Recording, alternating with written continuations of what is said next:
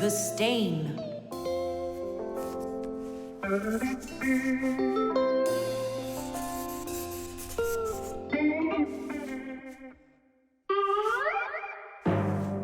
Thomas, what's going on? If you really want to watch TV, then you gotta turn it on first. I'm not watching it, I'm looking at my reflection.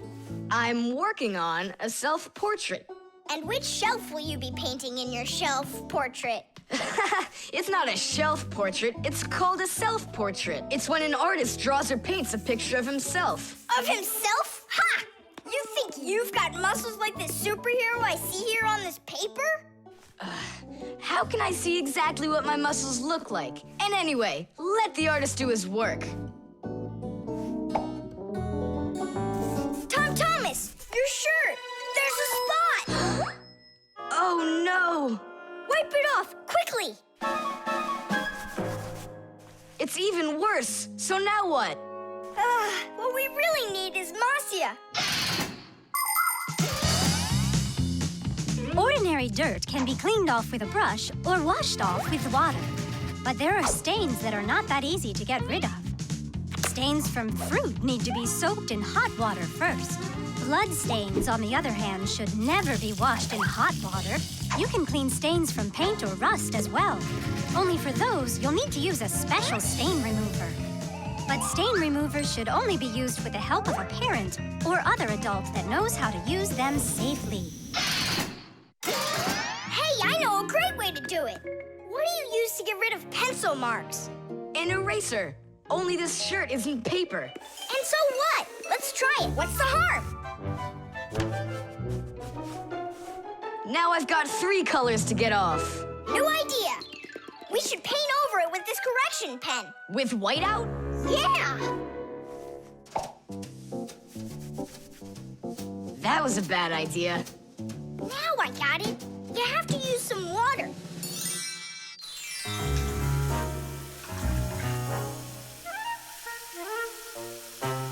The wash should be better, don't you think? No, you can't wash whites with colors. And you've got a white shirt with colors all over it. Then how about if we try some more water? How much more can you use?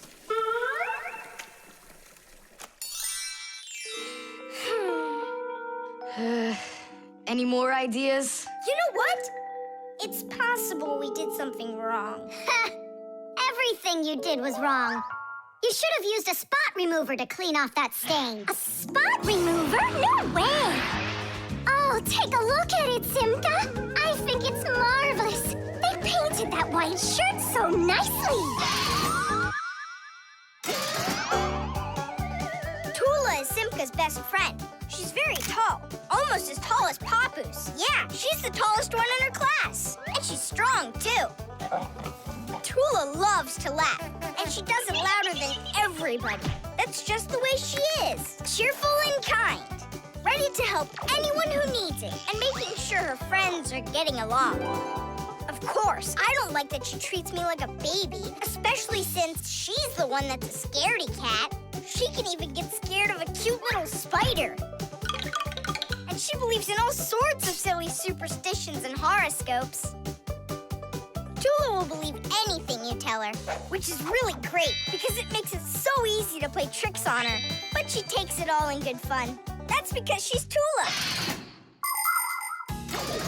It was on purpose, wasn't it? Well, yeah. Thomas, no! Your mom will punish you for just one of them. And now you're gonna make more stains? Don't worry, Nolik. I forgot that this is an old shirt, and I'm allowed to get it all dirty if I want. And I tried so hard to clean it. Put another spot there. And over here. One in the middle. And a line over there. Splendid. That looks great. And how about down there? Wow! It's like fireworks! Splendid. There's a name for this style of painting, and properly speaking, it's an abstract painting. They have lots of lines and spots, and everyone sees whatever they want in them. Yeah, look! A golden ball by the river! And there's Thomas with an F on his report card. Thomas, what did you do to your room? And your shirt? You know what they call it? It's, abstract art. There's something good in it. I like it. Abstract art. Isn't it great? Ah, my little artist. Friction.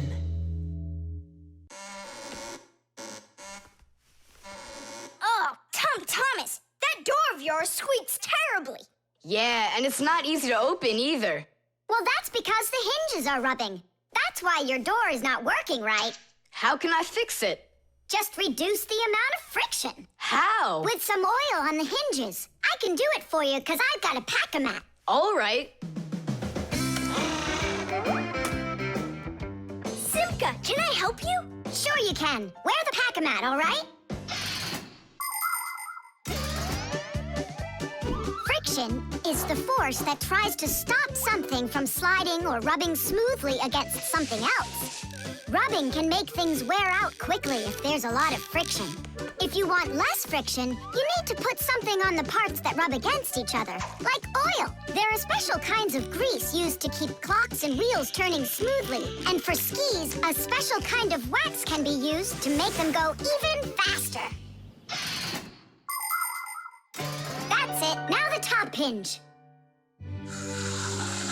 It's all done. Go ahead and check how it's working. It's not squeaking. I told ya. You guys are the best. I gotta go. Go where? I'm gonna go sledding. Maybe you'll take me with you? Sorry, Nolik. You don't have a sled to ride on. I'll see you later. Simka, should I grease the saucer? What for? It'll slide down the hill just the way it is. Ah, okay then. Wait here for me, Nolik. I'll be back real soon with a surprise for you. Yeah, oil slippery. I know what I'll do.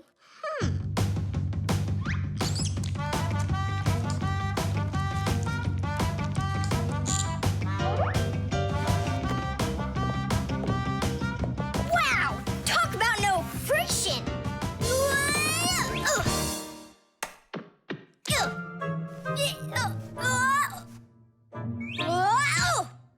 Hey, anyone? Help! Help! Simka! Nolik, are you all right? Just stay where you are. I'll be right there.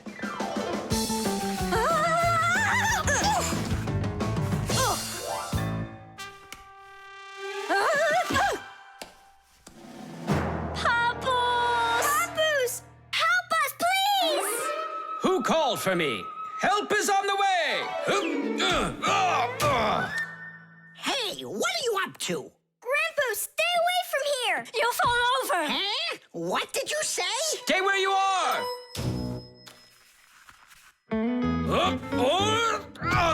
What happened here?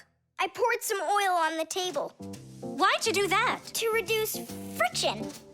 That's brilliant. Nobody move. I know exactly what to do.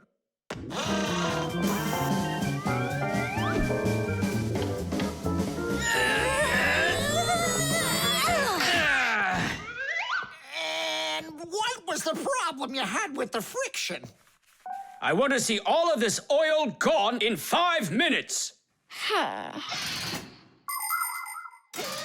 Engineers are in a constant battle with the force of friction. They want less friction so that cars will run faster and their parts will wear out less quickly. But just imagine what the world would be like if all of a sudden there was simply no friction at all.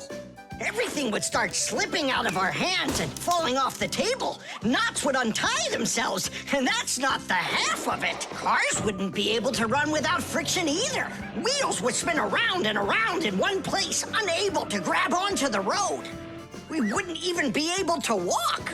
Because when we walk, we move forward by pushing off the ground with our feet. And how can we do that without friction? We can't. So now I think you can see why it's not so bad to have a little bit of friction in our lives. Whew. We cleaned it. But it's still so stinky. Nolik, I completely forgot. I promised you a surprise. Look, What is it? I made you your very own saucer for sledding. Oh, that's great. Only, what good is this thing without snow? Nolik, hey! Look what I've got for you. Snow? Yeah. Is it real snow? Really? Yep. Now you've got your very own hill to sled on. This is great! What an awesome surprise! And you don't need oil to make it go quickly. Yeehaw! The draftsman. Pew! Ha! Huh? What? Hi there, Tom Thomas. What are you drawing? I'm not drawing. This is called drafting. What's the difference? Tell me, is that a circle? Sure is. And that? It's a circle, too. Only it's a rounder one. Of course. That's because I drafted it with a compass. And now I've got a real target. So now I'll load my dart gun. Whoa! Why'd you shoot that thing at me? It was the gun. I didn't even pull the trigger. What? Did it break? Let's open it up and see. There. This little part broke. Let me go find Papoose. He can help you. He can make another one. A brand new one. Wait, I can draft a technical drawing. Will Papoose understand how to read one of those? Are you kidding? Papoose is an expert at everything.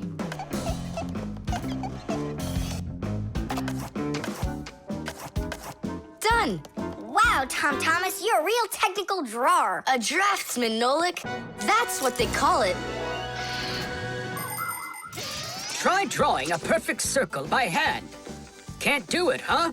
Well, with the help of a drafting compass, your circle will turn out great. Just put the needle point in the center and turn the compass, and it's done.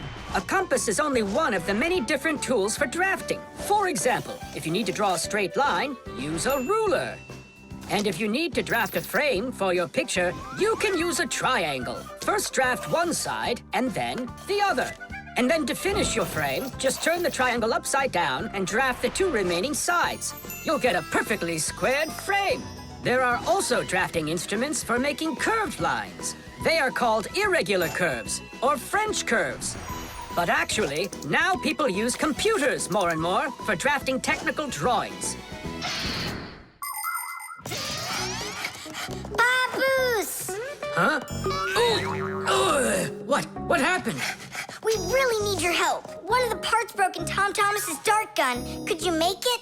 What kind of part exactly? Look, here's a technical drawing. So, you even got a technical drawing. Very good then, let's take a look at it.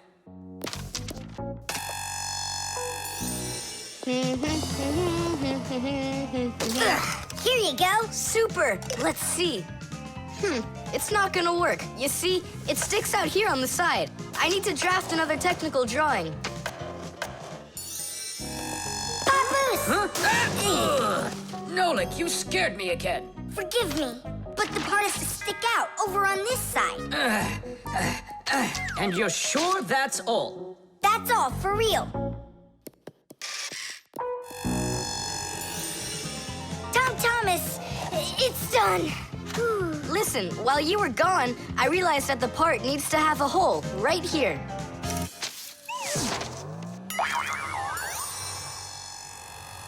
Papoose? Again? Sorry about this, but there's a hole in this thing, too. A technical drawing is a special kind of drawing. It has to precisely describe the thing that needs to be made. To do that, the drawing must be very accurately drafted and include all of the measurements. And that's not all. If the object is complex, it must be drafted from at least 3 sides, including the front, the side, and the top. You see? The object looks different from every side. So if you don't want to work over and over again, learn to draft correctly.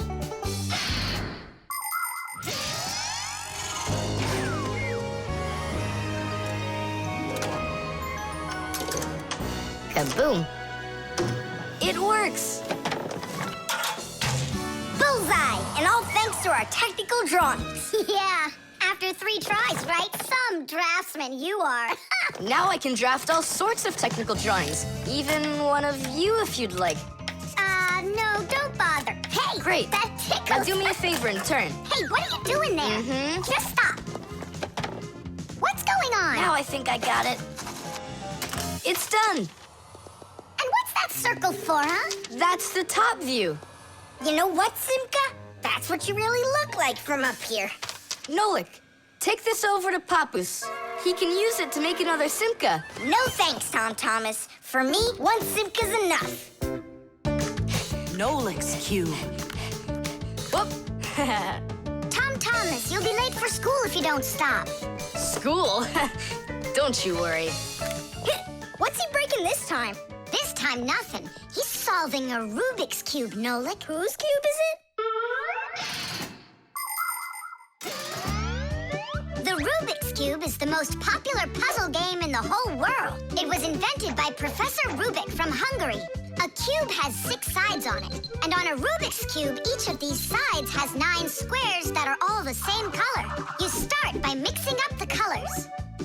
To solve a Rubik's Cube, you have to turn the pieces, and you keep turning and turning them until each side is one solid color again.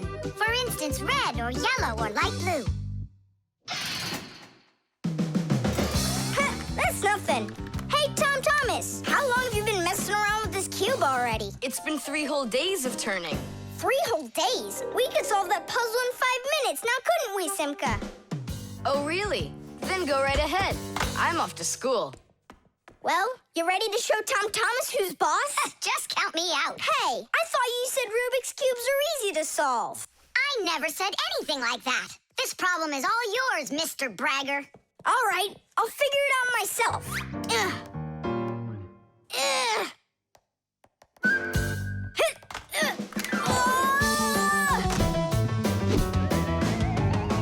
Hey, Nolik. Looks like you've got a problem. Oh, hi, Fire. Ugh. Now I'm good. Just solving this Rubik's Cube. Yeah? Can I do it with you? What, you can do it? Of course I can. How hard can it be? You'll see for yourself. Try getting all the red squares on one side. Piece of cake. Now hold it tight. Great, I'm with you. Ugh.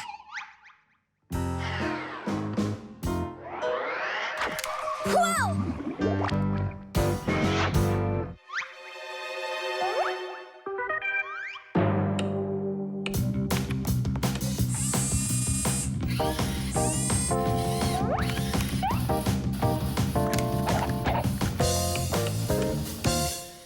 You mean like that?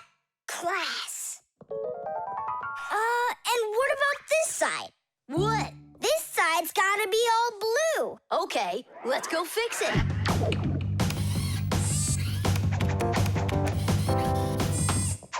There, like you wanted. Now what happened to the red side? Huh? Simka was telling me that on each side there has to be one color. Oh, like Simka'd be able to do this? Simka can do it all. Well, if Simka can, then I can too.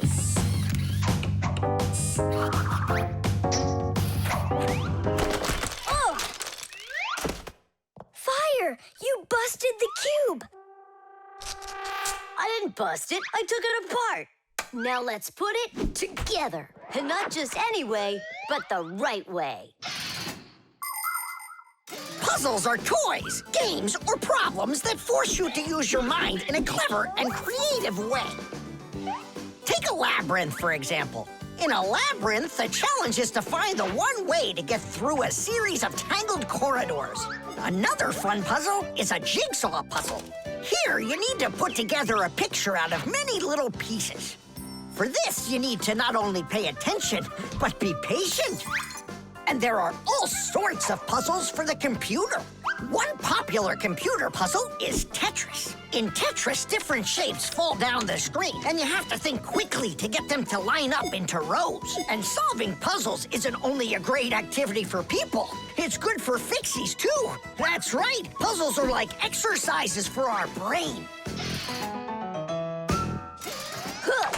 There, all done. Nolik, you better hurry, 'cause Tom Thomas is on his way home. Hi there, Simka. Just take a look at this. We did it. I can't believe it. How? Oh, it was a piece of cake. Simka, Nolik, I'm back. Well, I'm out of here. Ciao! Whee! Wow, you really solved it. It was Nolik. Nolik, you are cool. So how? You see, first you break it apart into all of the pieces, and then you put it all back together. No. That's cheating. You gotta turn the cube, not take it apart. Now I'll solve this cube, honestly. I don't think you can. Why, so sure? I glued it together, How come? so you'll stop straining your brain with it. Now the cube will always be the right way. But if it doesn't turn, it's not a Rubik's Cube. Well, yeah. Now it's a Nolik's cube, right? The elevator.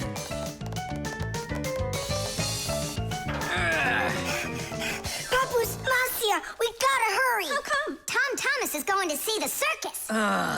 And what? We want to go with them, can we? The answer's no. Just you kids without supervision. Who said no supervision? His parents are taking him there. We'll be careful, don't worry.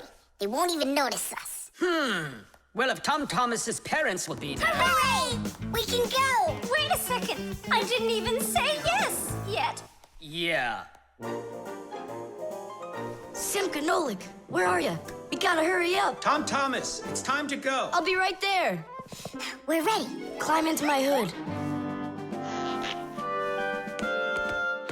Ha! I know who's going to the circus today. Whoa! Huh? What just happened? I think that the elevator broke down. Don't you worry. Emergency operator. We got stuck in the elevator. Understood. Please wait. We'll have the elevator fixed within the hour. That long?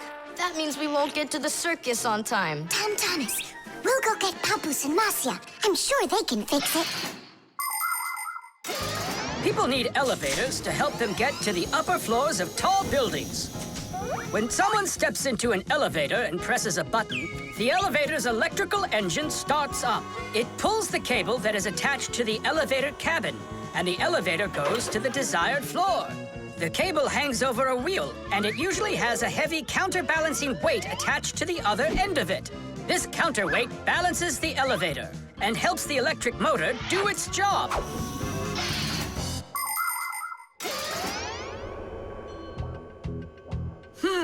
I wonder what the reason is. I think I see something over there that got stuck. Looks like you found the reason. We gotta go and fix it now, or we'll never get to the circus on time. You know, we can just have it right here. Ladies and gentlemen, presenting the Fixie Spectacular. And now your attention, please, on the high wire.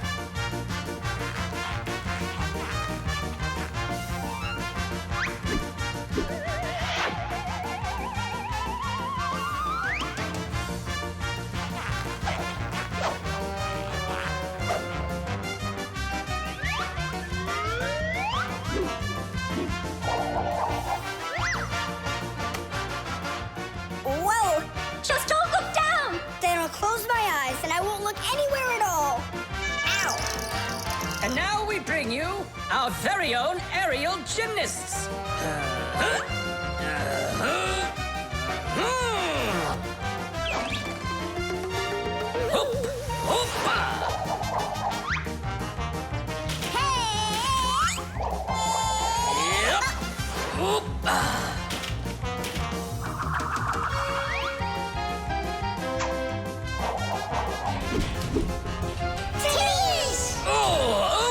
Tadish! Our next act, feats of strength. It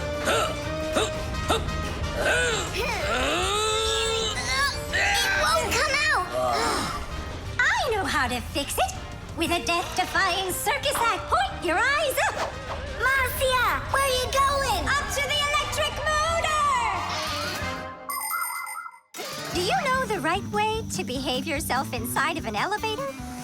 First of all, small children should never get into an elevator by themselves. They should only go in with their parents or other adults they know well. When getting onto an elevator, the adult should always enter first and then the child. When it's time to get out, it's the other way around. First the child leaves and then the adult. If you are taking a dog onto an elevator, make sure its tail and leash are completely inside so they don't get stuck in the door. And there's one more thing. If the elevator suddenly stops for some unknown reason, don't try to break out of it yourself. Press the button that calls the emergency operator and wait for help from the elevator repairmen. Or the Fixies. I reached the motor! Turn it on! Oh, they fixed it. That was quick. Now we'll make it on time. There was no need to worry. Stop! It's way too high. Tom Thomas went to the circus without us. There's no need to get that upset, Nolik. Our circus is as good as theirs. Right, Papoose? Of course it is. Thank you. Thank you, to who? What do you mean who? The elevator repairman. The dog. It's about me. Fixies? It's Chusaka. It sounds like she's angry with us. I wish I knew what that mad dog was thinking about. I'm thinking about you. You better hide or people will see you. I'm leaving. See you later. It's going to rain. Chusaka, I have no time to play right now. I'm not playing. His feet are gonna get soaked. Tom Thomas, I'm off. Don't be late. Chusaka, that's enough. No, I need to go to school. He's got his math class today and he's leaving his math book. I'm trying to serve like a good dog, but no one understands me. Dogs have been serving people since ancient times, along with cows, horses, chickens, and other domestic animals. But of all of these animals, the dog was the very first. In the beginning, domesticated dogs looked like wolves. Over time, they started changing and were developed into dogs of many different breeds, from big shepherds to tiny chihuahuas. So a dog is not only a human's best friend, but his very first friend as well. What is that smell?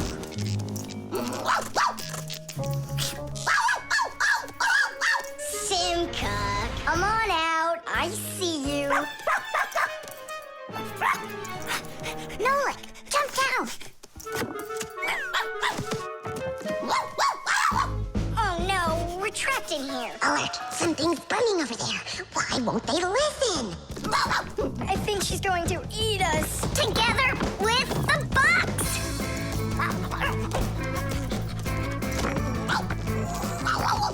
We're done for. Oh. Come on, look.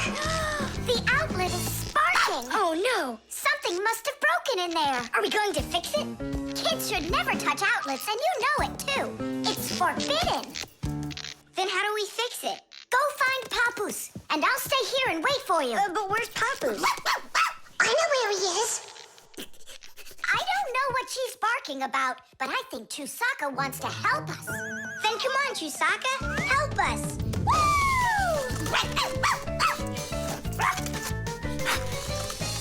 He's in there.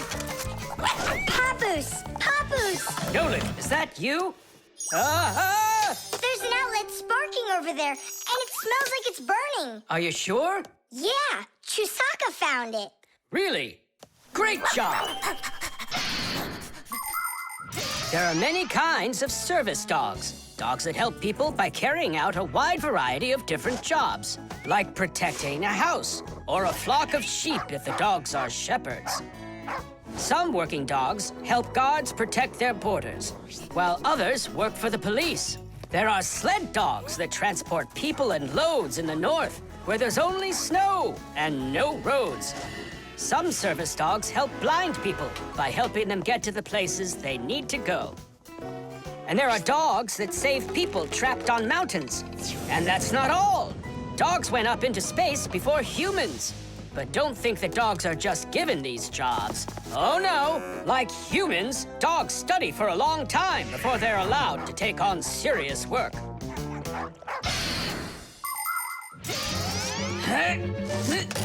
Yeah, that's all. There won't be a fire, not today. Hooray! Well done, Chusaka. You're a real service dog, no doubt about it. Yeah, I'm working. I'm a real service dog. Chusaka, go away. I've had enough of you already today. Don't say that, because this working dog just saved your house from burning down. What do you mean? She smelled smoke coming from the outlet. It could be that Chusaka means well and wants to do the right thing, but nobody understands her. That's a bit hard to believe. Then what's this book? Oh, my math book. That's where I left it. Remember how Chusaka wanted to make you take it to school this morning? You're right. Atta girl, Chusaka. Well done. Achoo.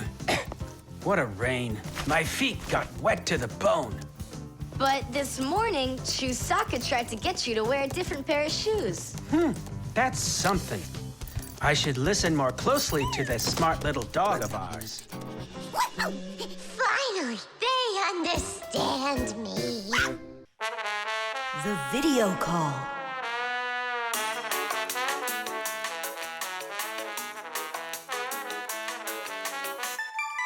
Turn on the camera right away. It's me, Simka.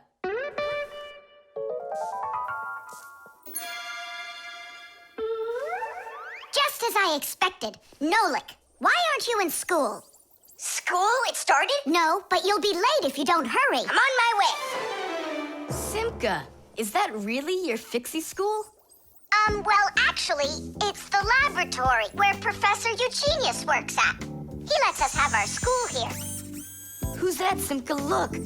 Is that the professor? Where? Oh, come on, Tom Thomas. That's the manipulator. Who? Not who, what? It's a mechanical arm. For real? Oh, please show me some of the other things you've got. But how can I show you? Come on, with the camera.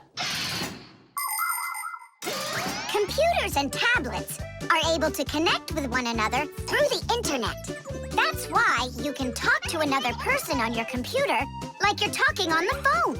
And if the computer has a video camera, then it's possible to send not only sound through the internet, but video as well. That's why it's called a video call. With video calls, it's possible to talk to your friends, to see them, and to show them all the things you can see yourself.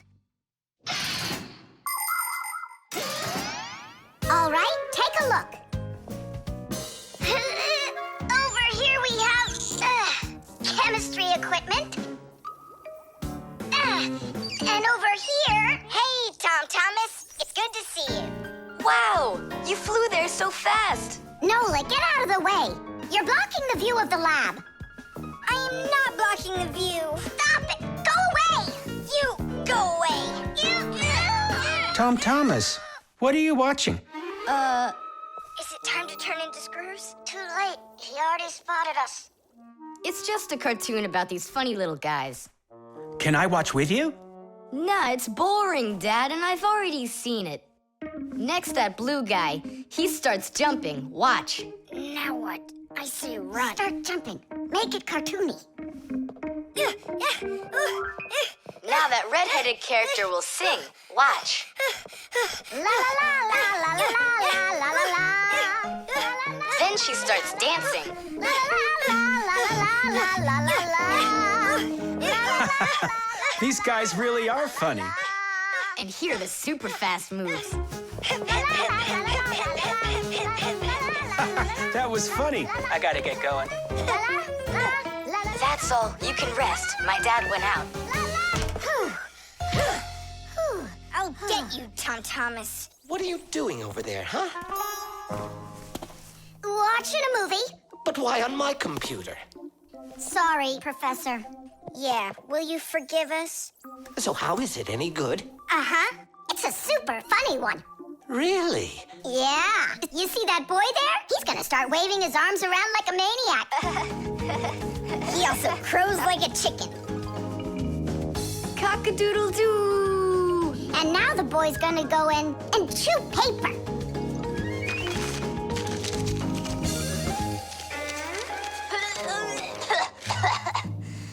I can't do this all at once. A movie. That's what we're watching here, right?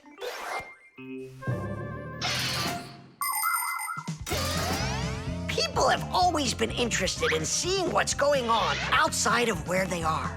And with the invention of video transmission, it's now possible to see what's going on almost anywhere.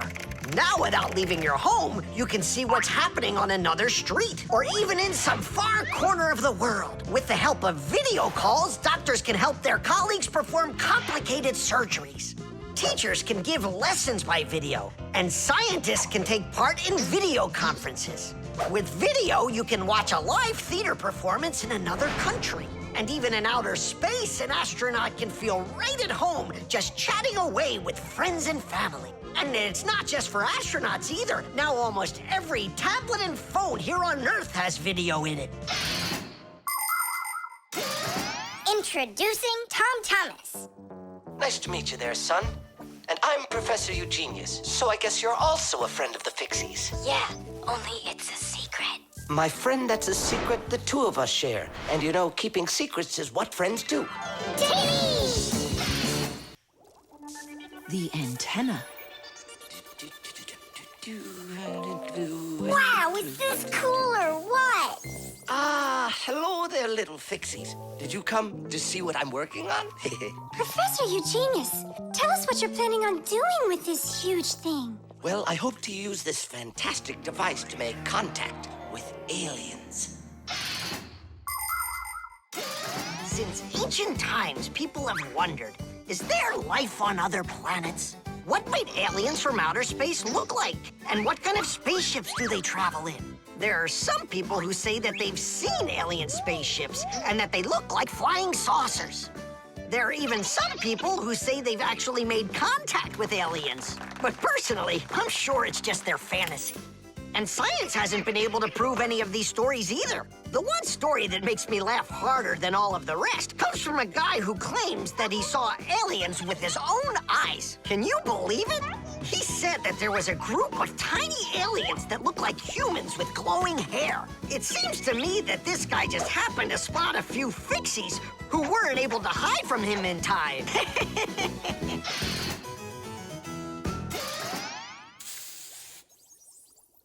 It's ready. If I could talk. And now what? If the aliens are out there flying by the Earth, they'll see this plate, get hungry, and come for food? Aliens don't need a plate like this, silly, when they've got plates that fly, flying saucers. You're both silly. This thing isn't a plate at all. It's an antenna. Antenna? Antennas help people receive radio signals. They come in all sorts of shapes and sizes, like this, or this, to pick up a signal that's very weak. Powerful antennas that are shaped like large dishes work the best of all. When radio waves hit the dish, the waves all bounce off of it and gather together into one point. This makes the signal stronger and clearer. The most powerful dish antennas can even pick up signals from outer space.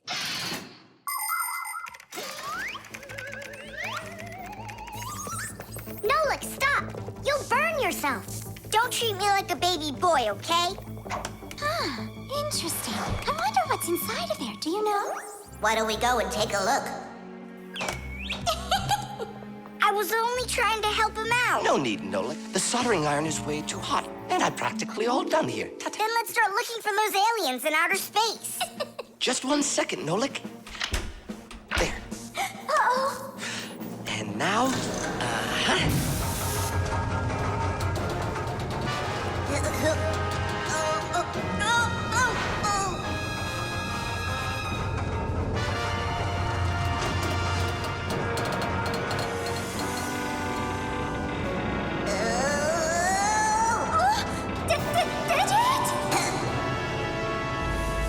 here we go.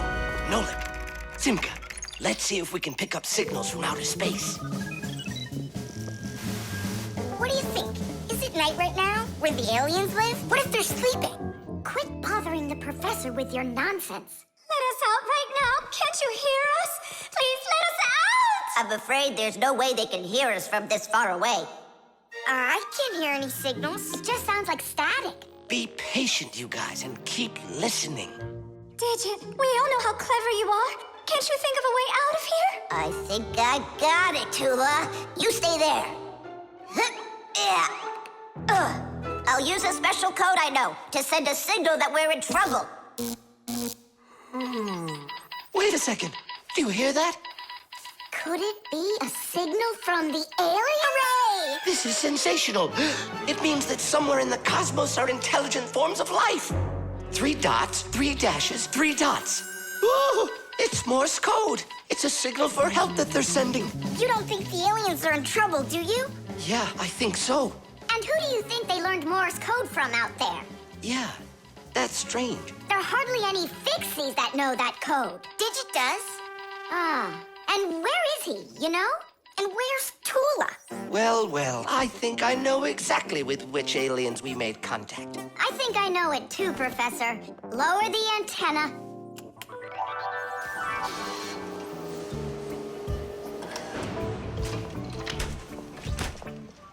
Greetings to you, oh extraterrestrial visitors. Hi there. It's good to be back. What a shame. I was really hoping that we'd find intelligent life forms out there. It's all right. At least we found 2 unintelligent ones. The key card. Whoopa! Well, Professor Eugenius, your kennel's back in action. Tidish! Ah, why thank you. I've been longing for a cup of tea. Yes. There's no tea left in here. Then I'll go ask Lisa if she has some. Look! Professor Eugenius! You forgot the key! The key! Don't close the door! Simka, you must be joking. That's a key. This is nothing but a plastic card. But it is a key. A special kind. It's called a key card. To open up a combination lock, you need to enter a code in the correct order. That means if you can't remember the code, you can't open the lock. But if the lock uses a key card, there isn't any code to memorize because the code is held inside the card's memory, and the lock can read the code from the card. Of course, key cards don't work with any lock. They have to be smart locks that are able to read electronic codes. When the smart lock reads the correct code, it opens right up.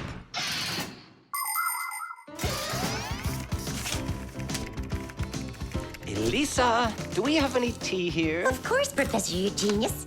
Wonderful. I'll take 1 bag then. Oh, I left my key inside the lab. Can I borrow yours? Just don't forget to give it back. Of course I'll give it back. Come on, Elisa. I got myself a tea bag. Professor Eugenius, the water's boiling. Fantastic. Ta-ra-ta-ta-ta-ta-ta. Ch-ch-chai. Wait a second. Oh no. I was supposed to give something back to Elisa. Why don't you go and ask her? Right. I'll be right back. Professor Eugenius! That's card number 2 now. Elisa, I promised you something, didn't I? Yes, the key. You said you'd return it. Yeah, sure. Let me get it. Just a sec.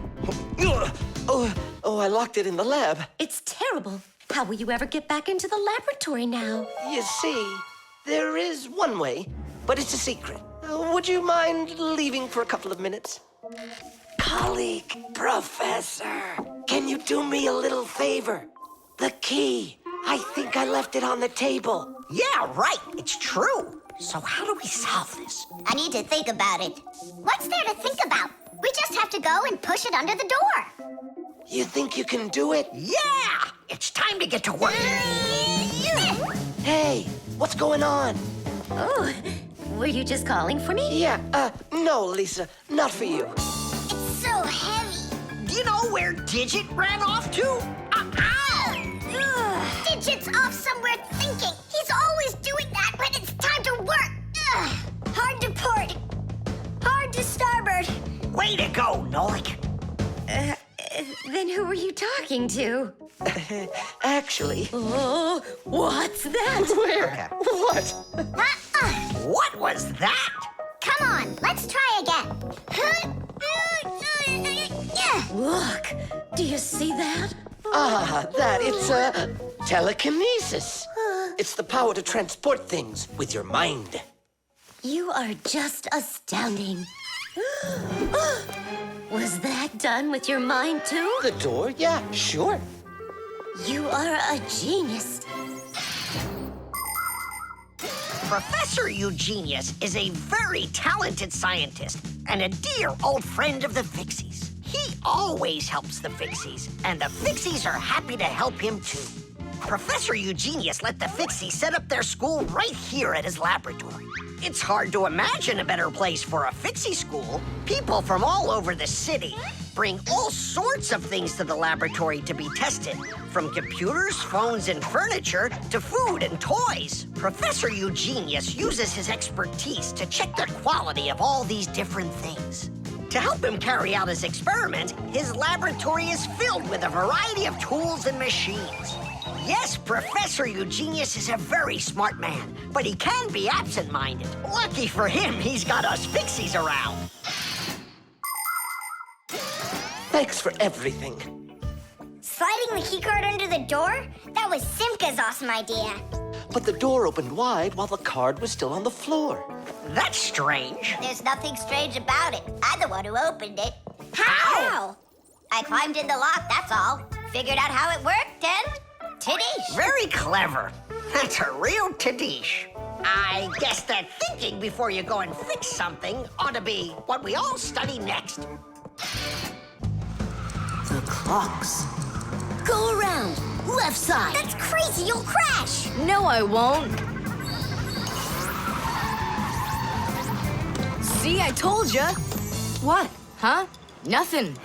Now you talk with your computer like it's your friend. Listen, that's enough playing for today.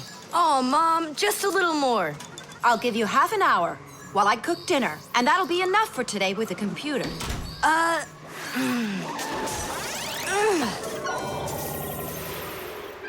This stinks. I'll never get through all of these levels in half an hour. No way. Hey, but what if we could stretch out the half hour? How? We could take the hands on the clock and move them back a little. Mom will catch us. Fine, then let's slow down the speed of the clocks. Yeah, But how? You gotta know things like that. Since olden times, many clocks run with the help of a pendulum. The pendulum controls how fast the hands of the clock turn. If you make it longer, the pendulum will start to swing slower, and the clock's hands will slow down. If you make the pendulum shorter, the clock will tick faster. Most clocks that are made today don't use pendulums. They run with the help of springs or with an electronic chip instead. But even so, there are ways to change the speed of these clocks, too.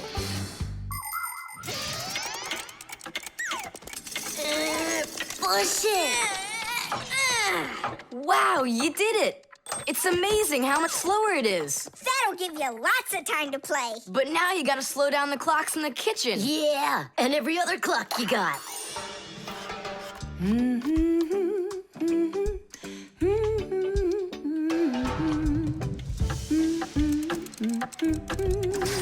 I just have to turn this to make the pendulum longer. Uh-huh. And now the clock will go slower. Tadee!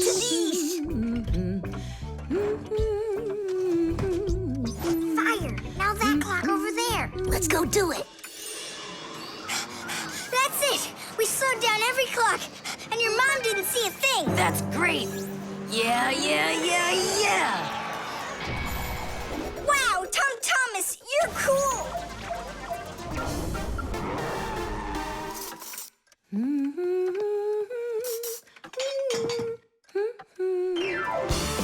Amazing! He got another one. Awesome. You're unbelievable. Way to go. Huh. That's strange. Hooray! Incredible. Yay, I did every level. Oh, thanks. You're both just... The time masters of the universe. Yeah, but I'm getting really hungry, and Mom hasn't called me for dinner. Because a half hour hasn't passed on the clock. Hey, do you smell that? Something is burning. What happened? A fire? I don't get it. I was just waiting for 30 minutes like I always do, but everything burned this time. Maybe the clock stopped? No, take a look. They're working. I'll make you some oatmeal. Oatmeal for dinner? Mom, I need to, I'll be right back. You see what you've done, Time Masters of the Universe? You gotta go speed those clocks back up. Okay. We'll speed them up. They'll be caught up in no time. Humans have come up with lots of different ways to measure time. For example, if you stand a stick in the ground, you can measure the time of day by watching where its shadow falls. That's a very simple clock called a sundial. Another simple and ancient clock is a water clock. It keeps track of time by measuring how much water has poured out of it. And if the clock uses sand instead of water, it's called an hourglass. But humans weren't able to accurately keep track of the time until they invented mechanical clocks. They come in all sorts of sizes, from grandfather clocks to watches worn around the wrist. Today, we also have easy-to-read and accurate electronic watches and clocks. But the most accurate clock of them all is the atomic clock. It tells the entire world the exact time.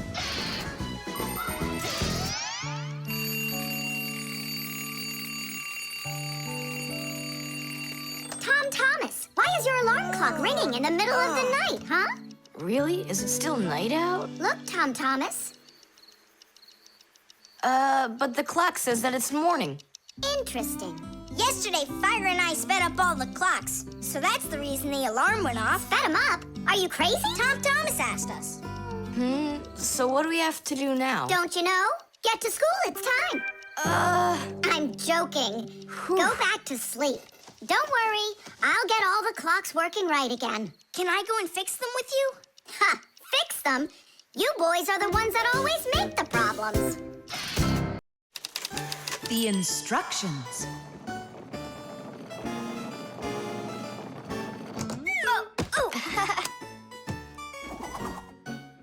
It doesn't work. Try putting it in the other way. Did you read the instructions? Why would I? Instructions are for dummies. Yeah, instructions are for dummies. All right. What's going on? Whoa! My battery! Instructions teach us how to do things right. Instructions for a piece of furniture explain how to put it together. With the instructions for a television, we can adjust the picture and sound the way we like them. Printed on a box of oatmeal are the instructions for how to cook it. The instructions for medicines tell us what the medicine is for and how to safely use it. So always read the instructions if you want to do things right and avoid a lot of problems. I found it. Here it is. Here you go, Thomas. Whoa. We got you a new chair, but it has to be assembled, and I'm afraid it'll be a little bit difficult for you. No, it won't. Don't worry, Dad. I'll do it. Finish before dinner, and we'll get ice cream tonight. A creamsicle. 2, okay? First, assemble the chair. Thomas, can I help you put the chair together? Come on. Hey, first you two need to read the instructions. Simka, stop being such a bore. What, like I haven't seen a chair? Or like I haven't seen a chair?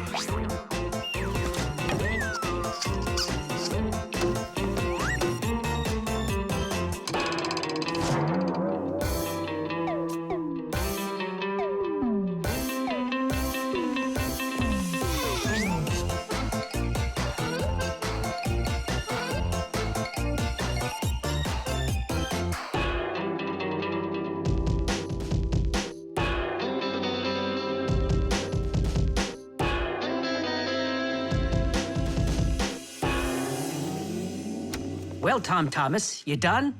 Dinner's ready. Let's go. Oh, Dad, no. I need another 2 minutes. Simka, help me. How? What does it say I have to do in the instructions? Ah, I thought you could do it without them. All right, I'll help you. Let's see. Take this part over here and that one over there.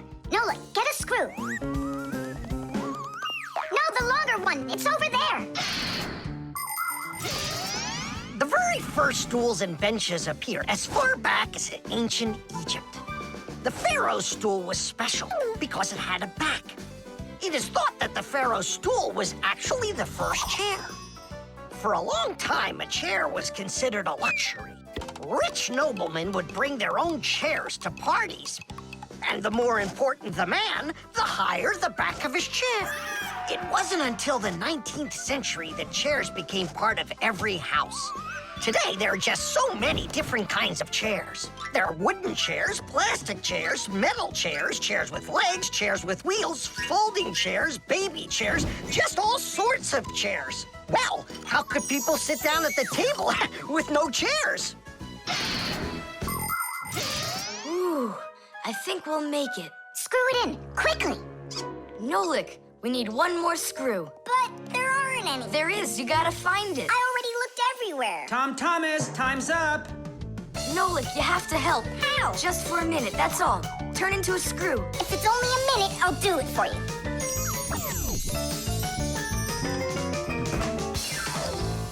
I'm done. You built it. Huh. Great job, son. Mom, see how I won the bet? Can you believe it? He put the chair together. You're so brilliant. Go on, have a seat. Oh! Whew. Now I see. You missed a screw. But I screwed it in. It must have. What? Must have what? Look. Here it is. Now this screw's not going anywhere. And that ice cream you won? Well, you just lost it. Well then, Mr. Chair Builder, time for dinner? Yeah, in a sec. Where is that Nolik? He ran away. What a traitor. No, he's not. He promised you he'd become a screw for just a minute. And the minute was up. Well, where is he then? Over there. He's studying the instructions for the clock. Hey, Tom Thomas, it says that we put the wrong kind of battery into the clock. We should have used that kind.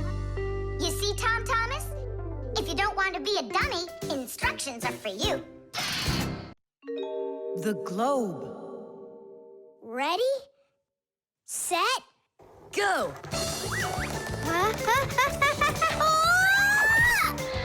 Yay! Again, I couldn't do it. I told you.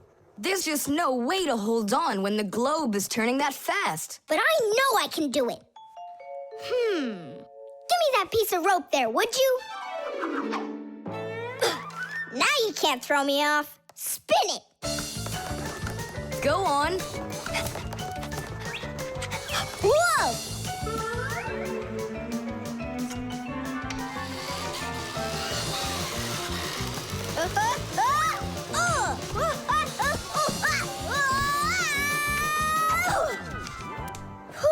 What you doing?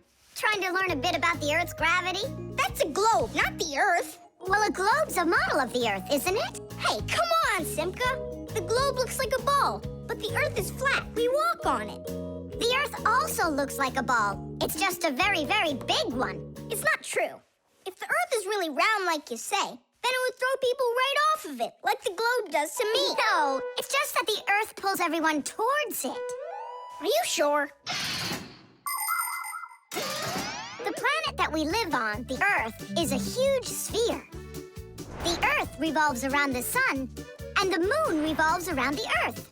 Do you know why they don't fly away from each other? It's because of a force called gravity that pulls all objects towards each other. The heavier the object, the stronger its pull. That's why people, rocks, air, and water get pulled towards the Earth instead of floating up into space. Thanks to gravity, we are able to walk on the Earth. Then why doesn't the globe pull on me like the Earth does? Because this globe is very light. Compared to the Earth, this globe is like millions of billions of times lighter. Compared to the Earth, we're specks of dust. He's right. Look, a speck of dust. It sticks to the globe like we stick to the Earth. Oh, come on. It's just because no one's turning it. But the Earth's spinning and we stick to it. What? I just don't believe you. There's just no way the Earth is spinning. You've really got no idea how the days all turn into the nights, do you? Do too. It's because the sun goes up and then sets.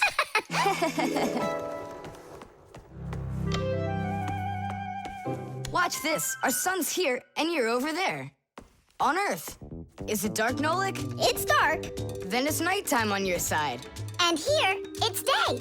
All right, now we'll turn the Earth. Hooray! Now it's daytime for me. And night for me over here. Ah, my side got dark again. And for me, it's a new day. All right, fine. You guys were right. I believe you. The Earth is spinning. The Earth goes round and round like a tilted spinning top. And as it spins, the sun shines its light on whichever half of the Earth is facing it. And as the Earth makes one full turn, we watch how the night becomes day and the day becomes night again. It takes 24 hours for the Earth to make one full turn. But that's not all. The Earth is also traveling in space around the sun. It takes the Earth 1 year to make a full circle.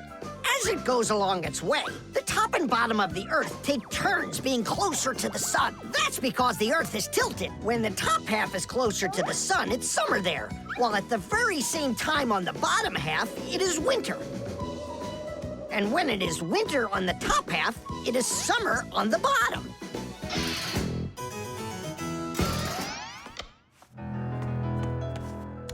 Nolik, where are you? I'm not sure. Somewhere in Kazakhstan.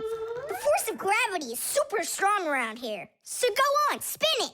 You're gonna fall off, Nolik. Don't worry, just do it. Go ahead and tilt it if you feel like it. Told ya! Ha! And you were sure I was gonna fall off this globe. That's strange. Nolik, come on over here. What for? You'll see in a second. I don't want to. You really don't want or you can't. Tom Thomas, take a look. I get it. He stuck himself to the globe, didn't he? Yeah, with the chewing gum. Isn't it time to go? Uh-huh. And me! What about me? Hey! You gotta help me! Don't leave me! Should we help him?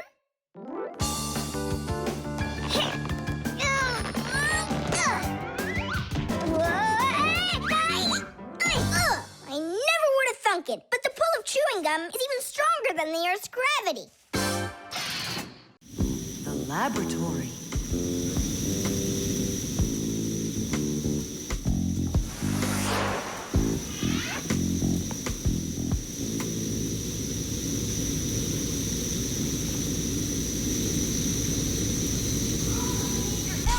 You've got to get to the school right away!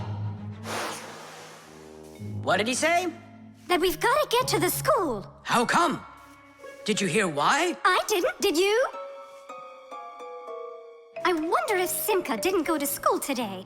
Or if Nolik got into some kind of mischief. Oh, I'm worried this is something serious. La la la la la la. And that's 5, 6. I like this hairstyle. 7, 8. Hi there. Hello, Verda. Where's Grampus?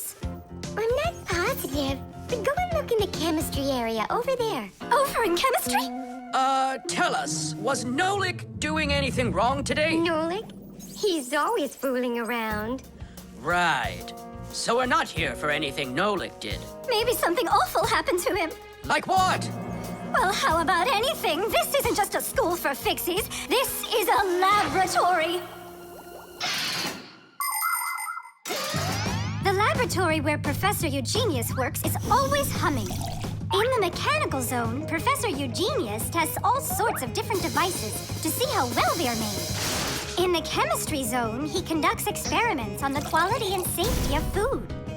In the electrical zone, he repairs electrical devices and checks their safety. Unfortunately, the professor can be absent-minded, and that can cause things in his laboratory to bubble, spark, or even explode.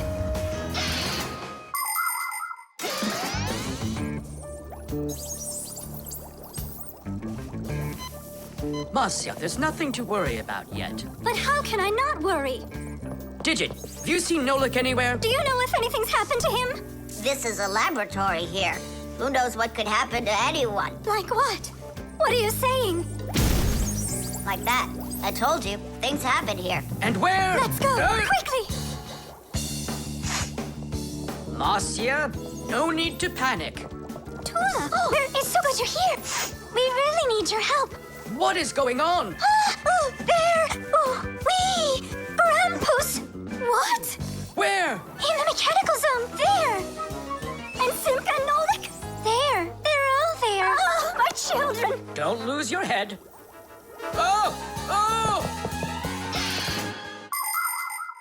Masya is my wife, and the mother of our children, Simka and Nolik. Masya is a real beauty, a kind and gentle soul, and a wonderful homemaker. She is also a very responsible and extremely skilled Fixie. She is our family's expert in kitchen appliances and gadgets. Masya works from morning till night, fixing and cleaning anything that is in need of her expert care, because she just loves when everything is clean and tidy. But most important for Masya are her children. She takes loving care of Simka and Nolik and tries to protect them from harm. Masya worries about them so much that sometimes her imagination gets carried away with what might have happened to them. Although our little Nolik can get himself into situations that even Masya could never have dreamed of.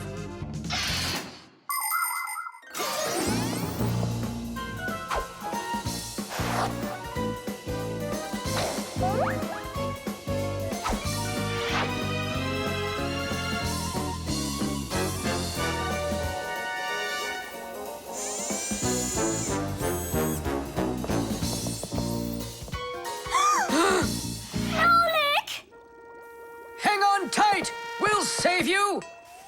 Hey! You're alive! What's going on? I don't need to be saved from anything.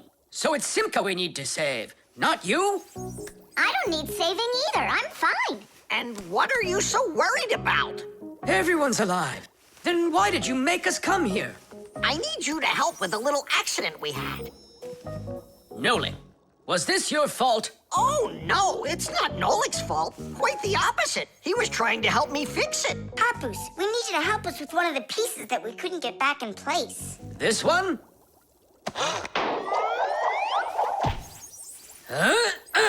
Tadish! Oh, a perfect repair. Huh, that was really the only reason we had to rush here? Why not? There was just no way we could let this wait, so I sent for you. But Fire said... Why fire? Why is it always fire? How come you had to scare us so badly? I'm not the one who scared you. You did that all by yourselves. The disguise. Ugh, good. Tom Thomas, why do you need a second aquarium? Especially without any fish. First of all, it's a terrarium. And it's not for fish, it's for lizards and snakes. Ooh. My friend Katya asked me to take care of him while she's away. That's why I brought him here. Take care of who? There's no one in there. Ah! What is that? It's a chameleon, Nolik. I think he's awesome. It's a bad idea to take him out. He might run away. Don't you worry, I got him. What a monster.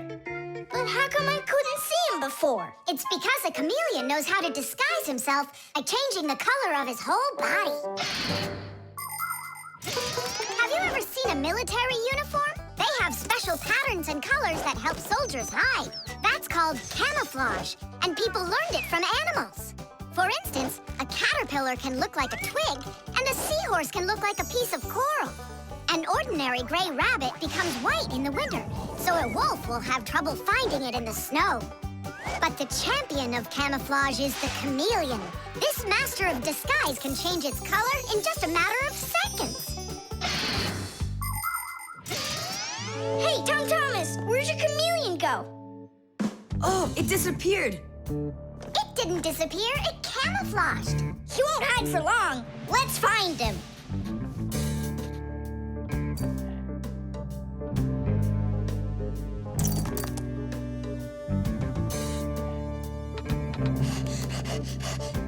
Chusaka, have you seen the chameleon? Where is he?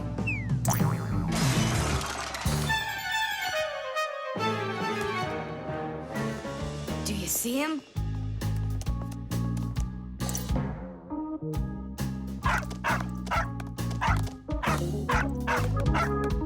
No, he's not gonna let us catch him.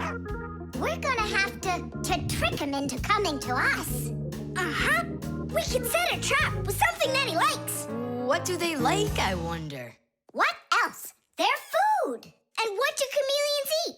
Well, like flies or caterpillars, roaches. Where's the fly gonna come from? Well, what if... What? Oh, Simka, just you wait. I'm gonna get you. Hey, we've got to help Katya. You don't see the caterpillar complaining. Quiet. Nolik, you start buzzing. Buzzing? Yeah, like a fly.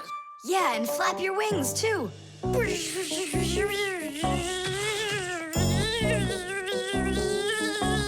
Simka, how long do I gotta keep doing this? Until the chameleon shows himself. Just keep buzzing.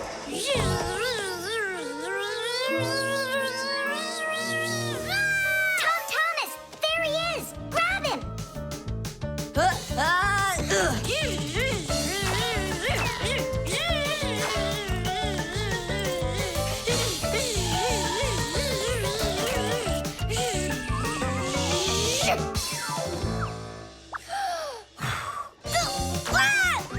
Let go of my brother.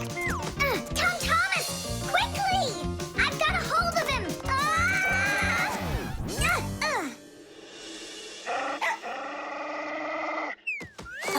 Yep, I gotcha.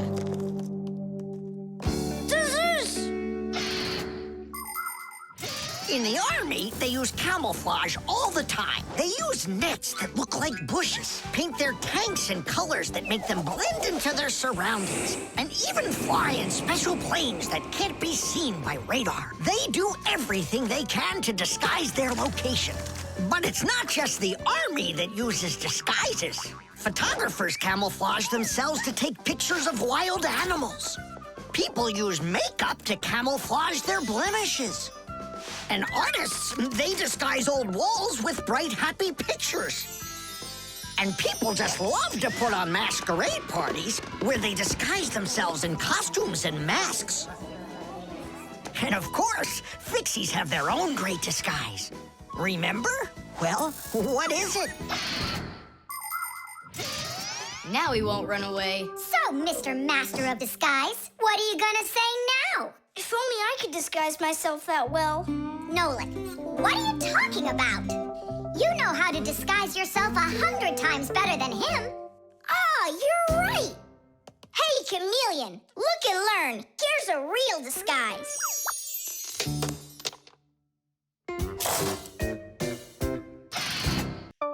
Reflexes. Add this to that. Now what do you get? 3. Don't you remember? Bark, bark, bark. All you have to do is bark 3 times. That's too hard a trick for Chusaka. Maybe you could teach her to jump through a hoop. I already tried. She just sits there. Come on, Chusaka, give it a try.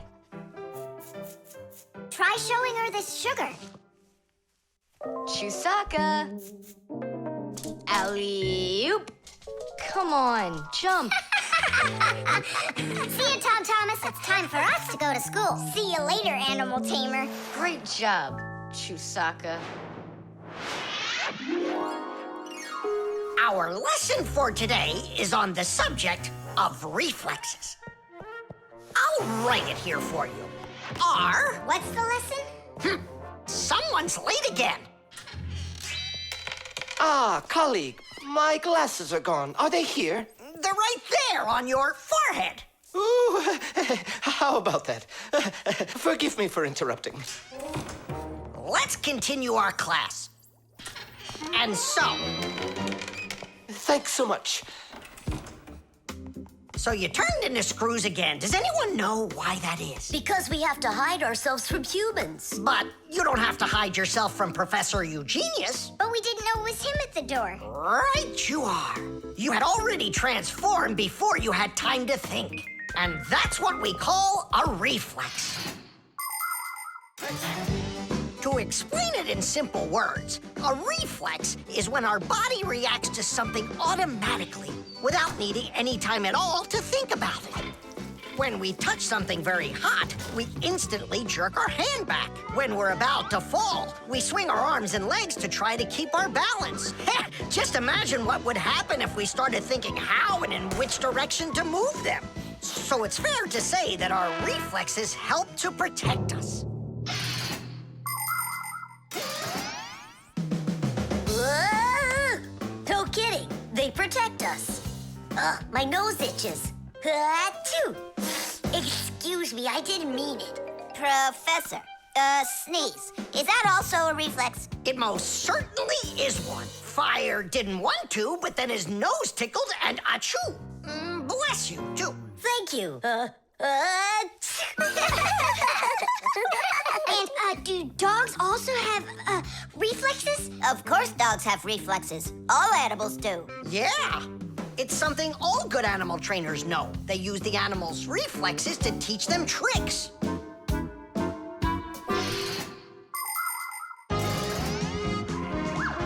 Many humans teach their pets lots of commands, like to bring a ball, to count, or even to dance. But to train a pet, you gotta know what to do.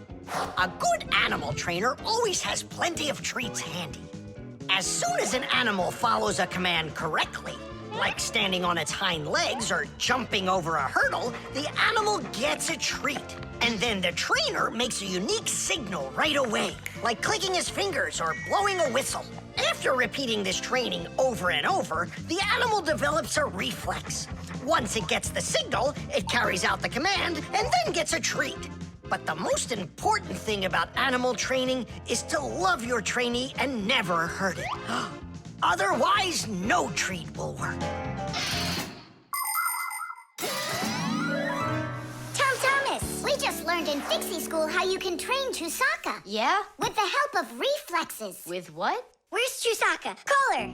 Chusaka, come here. Give her a math problem, a nice simple one. Add this to that. Now what do you get?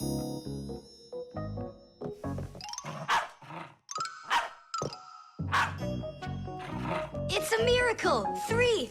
You got it! No, it's not a miracle. Science is what it is. You know how Chusaka barks whenever she sees a Fixie around. That's what we call a reflex, you know. I understand. And do you know how I can teach her jumping? Well, we didn't figure that out yet. Wait a sec, I know how. Chasing Fixies. Isn't that one of Chusaka's reflexes? Probably, That's although... great, so let's go and train the dog. Nothing's ever too much for a good friend. Chusaka.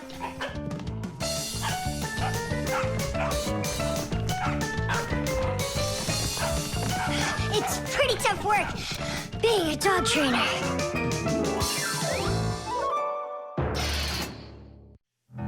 The talking doll. Well then, now you know what you need to do to fix it. Professor! Professor! Our lesson is over. I'm sorry to be a bother. No problem, Professor Eugenius. Our lesson's over. I've got an urgent matter. You see? You've got yourself a talking doll. Yes, only she speaks Japanese. The problem is I've been asked to get her to talk in English. We can teach her. It's a new technology. I'm puzzled. Don't you worry. We'll figure it out, Professor. Thank you, my colleague. You're always there when I need it. What would I do without you?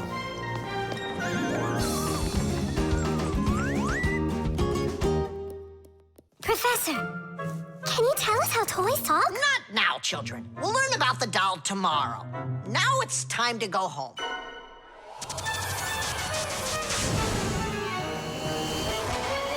I already know everything about that doll. You do?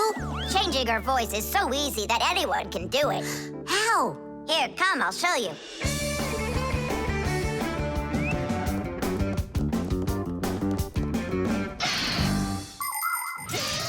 Early talking dolls used to work with a noisemaker inside. When the doll was turned over, air inside the noisemaker got pushed through a squeaker at the end of it, making a noise that sounded like the word mama. Mama. Funny. Today, the noises are recorded onto an electronic chip that's part of a little player inside of the doll. Just press a button, and the sounds start playing. So now dolls can say much more than just mommy or daddy. They can say anything at all.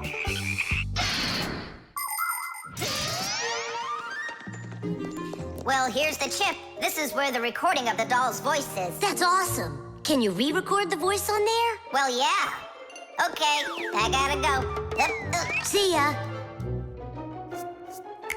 Wait, Nolik, I thought of a really funny joke to pull.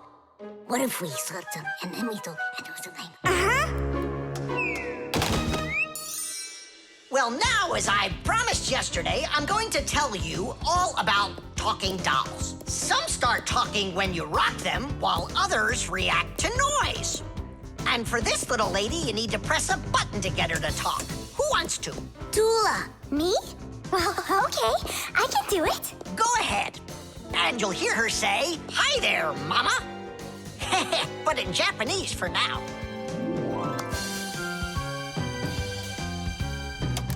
Tula. Is that Japanese for hi there? Tula! Why are you hiding a picture of Digit in your packer mat? How could she ever know that? Maybe you're in love? That doll is alive! They call that joking. I just thought of a better joke that we can play. Yeah. What? Tula, don't cry. She's not alive. She is alive. I'll tell you who did this horrible thing. It was Fire and Nolik. It's true, but now the joke will be on them. How? It's easy. All we gotta do is go. The smartest Fixie in our class is Digit. Sometimes I think that he knows everything about everything. Professor Grandpas has a lot of respect for him. Digit's always in thought whenever you see him, and he doesn't like when anyone distracts him. He just has no time for fooling around with the other boys. Digit prefers to solve problems using his brains and not his muscles. That's why he can have a tough time in gym class. But he's so sweet that it makes you want to help him. To tell you the truth, Digit isn't always great fixing things with his own hands. But no one understands technology better than he does. If something breaks, Digit can always figure out exactly what's wrong with it and the very best way to fix it.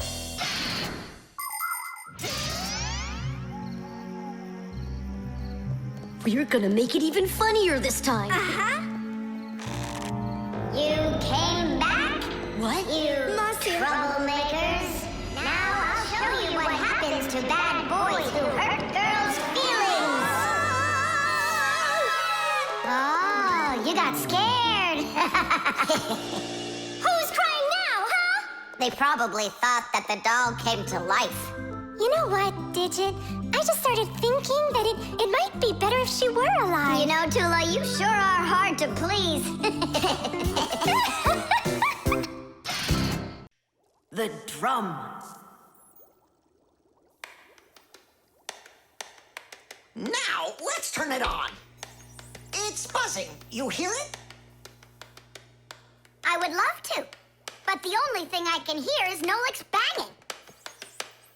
Nolik, what are you doing? I'm rehearsing my solo. Nolik's the drummer in our rock band. Didn't you know that? Why don't you go and rehearse somewhere else if you wouldn't mind? Yeah, all right. I just can't work like this. Nolik, stop it, please. Oh, my head is just splitting. Professor Eugenius, will you come to the laboratory? There's something very strange in there. What? I'm hearing some kind of awful sounds. You are? I think it's a ghost. Back from the dead. Don't you worry about ghosts, Lisa. I'll check what it is. So it's you making the racket. What? I'm just rehearsing. Well, what is it? Don't worry, it's just a piece of equipment rattling. You know what you should do? You should go and practice back at home, my young friend. It's not very hard to make a drum.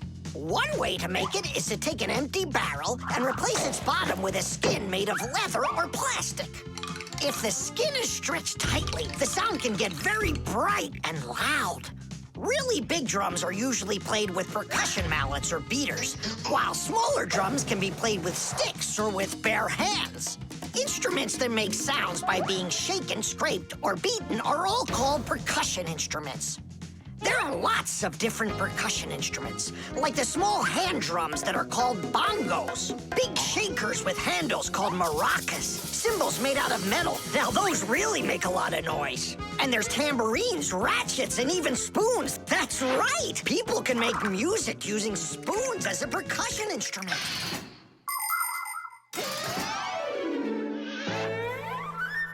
Thomas, do you think I could practice my drumming here? Yeah, go ahead. I've just got some homework to do.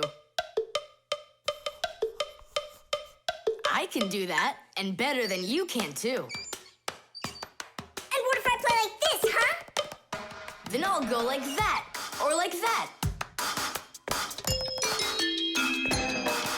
Ever since I had decided that a drummer's what I want to be, there is nothing that I won't bang on, 'cause the world's a drum to me. So I bang on radiators with a spoon, the pot goes boom, bam, bum. Maybe someone will take pity and they'll buy me my own drum. Bang it, bang it, bang it, boom, bang it, boom, bang it, boom, bang it, bang it, bang it, bam, bang it, bam, bang it, bam, bang it, bang it, bang it, bum, bang it, bum, bang it, bum, bang it, bang it, bum, bum. Bang the drum. Bang the drum. Both my father and my mother wish I play a violin instead. I don't want to. I'm a drummer, but I can't drum that in their heads. So I bang on radiators with a spoon. The pot goes boom, bam, bum. Maybe someday they will get it and they'll buy me my own drum. Bang it, bang it, bang it, boom, bang it, boom, bang it, boom, bang it, bang it, bang it, bam, bang it, bam, bang it, bam, bang it, bang it, bang it, bum, bang it, bum, bang it, bum, bang it, bum, bum. Bang the drum, bang it, boom, bang it, boom, bang it, boom, bang it, bang it, bang it, bam, bang it, bam, bang it, bam, bang it, bang it, bang it, bum, bang it, bum, bang it, bum, bang it, bang it, bum, bum. Bang the drum. Thomas, let's take a break. But I'm not done. Keep going, Nolik. This is fun. Maybe it's fun for you. Bang the drum. Stop, that's it. No, Bang the drum. And now, let's turn it off. Can you hear that? It stopped buzzing. It did. Hey, everybody, it's Nolik. Yo, what's up? So, our noisy ghost is back. I thought you were practicing at home now. Thomas is drumming there. I had to run away. Well, our excursion is over. And now I would just be so happy to listen to your rock group. Hooray! Bang the drum! Bang the drum! Come on, not so loud! Bang the drum! Did you say something? Bang the drum! I beg you, not that loud, please! The shadow play. Oh, hi there, Thomas. What are you doing here? I dropped a paper clip. Give me some light. Huh. What's so funny, huh? We're trying to help you out. You've got funny shadows, that's what. Hey, check this out. It's an eagle. And Simka is a goose. She looks more like a moose. I do, huh? All right, and take that. You're like real actors performing in a show. Uh-huh. Actors playing a theater, you know. And we're just under a bed. And so what? How about we make our very own theater? A theater with shadows. Class! Thomas, we need a piece of paper, a huge sheet. It's really quite easy to make your own shadow theater. You can make the screen out of a white sheet or a big piece of paper. Next, make sure the room is dark and shine a desk lamp at the screen. Now, to make the shadows, just put yourself or a cardboard cutout between the lamp and the screen. Your shadow, or the shadow of your puppets, will come to life. But make sure that the audience sits on the other side of the screen. The play will be much more magical for them from that side. Tom Thomas, light. Oh, wow! Simka, you look totally like the real Red Riding Hood. Hello, dear granddaughter. Hello, dear grandmother. Grandmother, what very big eyes you've got. The better to see you with, my dear. Nolik, come on, we're rehearsing. The wolf's voice is funny. Grandmother, I never noticed what very big teeth you've got. They're so much better to eat you with, my dear. Yum, yum, yum, yum. Let them out, wolf. Or I'll get them out, myself. Ha ha! You'll stop me with that little stick? Hey, that's not in the fairy tale. But in the fairy tale, it's a normal hunter. And what do you think I am? Look for yourself. You're way too small to be the hunter. Fine, then go do your play without me. Well, I guess I'll have to make the hunter out of paper then. That's all. Take a break. I'm really thirsty. She was so salty, that grandma. Nolik, don't be upset. The wolf is huge, and I'm so little. Then let's make you bigger.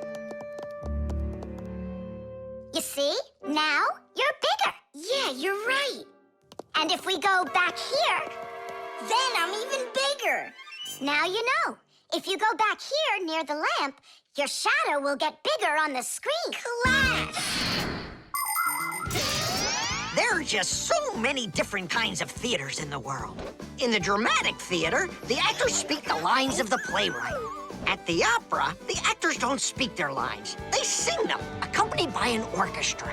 And here at the ballet, the performers don't speak or sing their parts. Here, the story is told with dance. There are also theaters where the performers are animals. In an animal theater, you can watch performances by cats and dogs, or goats and pigeons, or even bears and seals. There are also theaters where the stories are told by puppets. To tell the truth, the puppets are brought to life with the help of people. Yes, there are so many different kinds of theater. My favorite is the shadow theater. I think it's the most beautiful and mysterious theater of them all. Hello, dear grandmother. Grandmother, what very big eyes you've got.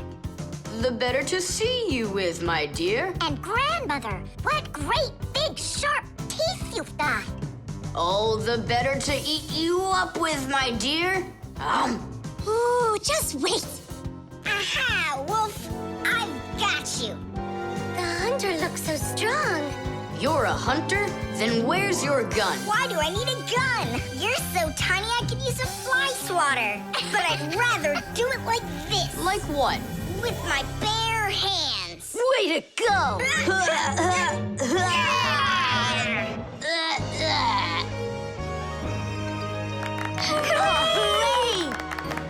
Splendid! Who was your favorite? Mine was the grandmother. Well, I think Red Riding Hood was the best. For me, the hunter. He was so mighty and so fearless. And for me, the special effects. The crowbar. Everything's fine here, too. I wish something would break for a change. It's already been a week and nothing's broken in here.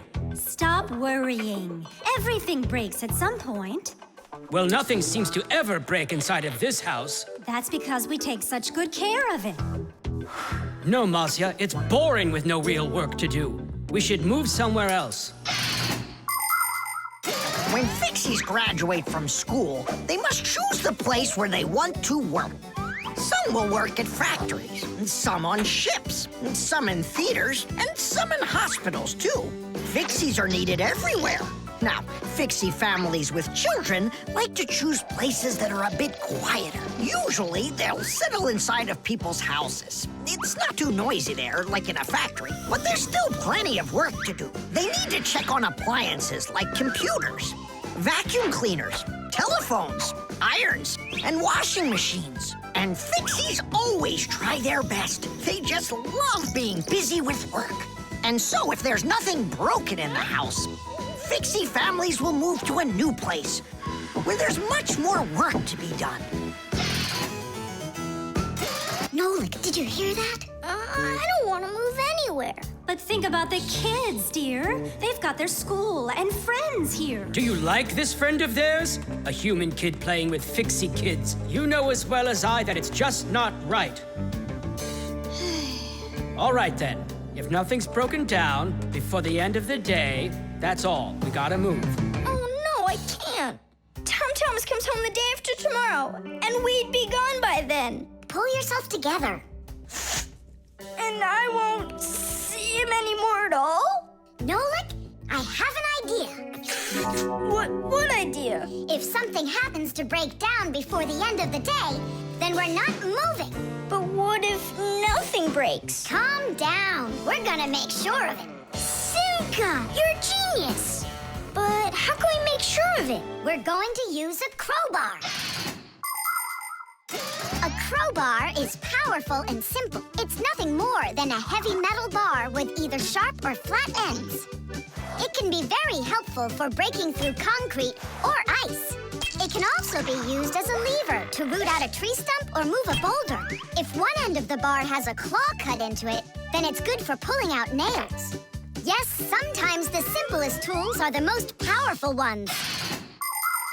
Do we have that tool? We've got our pack-a-mat, and it's got everything. Yay! In gadgets and devices, our work will never end. Appliances are fickle, they need a loyal friend. At morning, noon, and midnight of every single day. When there is an emergency, you know we're on our way. 1, 2, 3, inside we'll be to fix what's wrong, till it runs strong.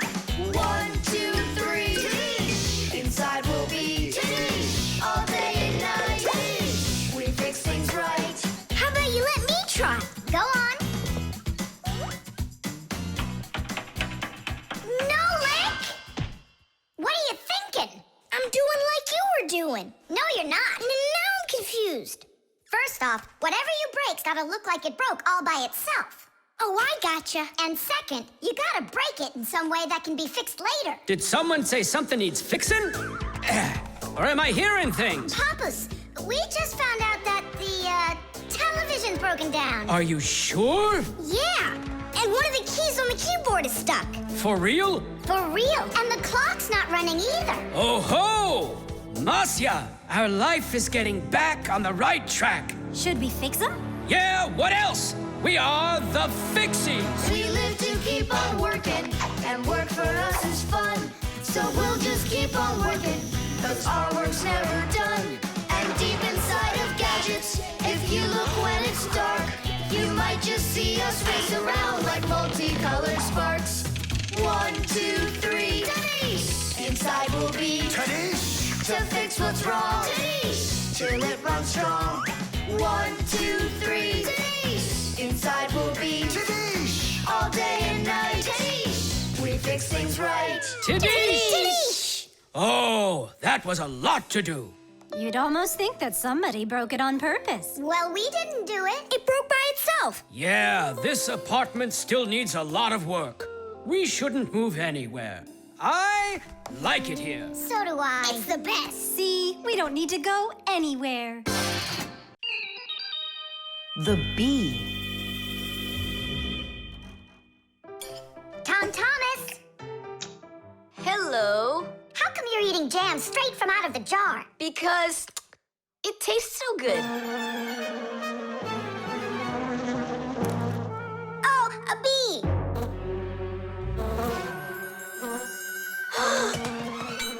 Shoo, get out of here. Leave it alone. alone. It's just a plain old bee. Well, I was bitten by one of those plain old bees once. Thomas, don't do it! Go away, you pest! Flies are pests. Bees are very helpful and useful. How can a bee ever help us out? Bees are hard workers. They are constantly collecting nectar from flowers. Flying from flower to flower, bees transport pollen on their bellies. Thanks to this process of pollination, flowers produce fruit and seeds. In other words, bees help plants reproduce. The bees use the nectar they collect to make that delicious sweet honey loved by kids of all ages. And bee honey is not only delicious, it's also nutritious. So I'm still afraid of it. What if it bites me? Bees don't bite, by the way. They sting ya.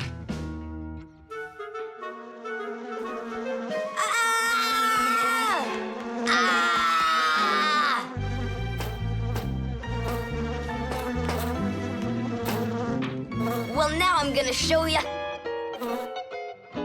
Don't! The bee's the one who should be afraid, you tyrant. Yeah, you let it go, tyrant. Why are you calling me names? Who's stopping her? She can fly away if she wants. We need to show her the way out. Well, how? Here, little bee.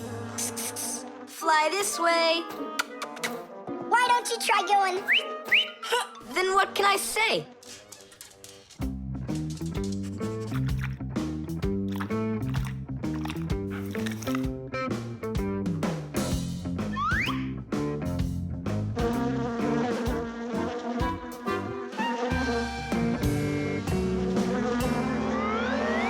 Shisaka, don't move. It'll sting you.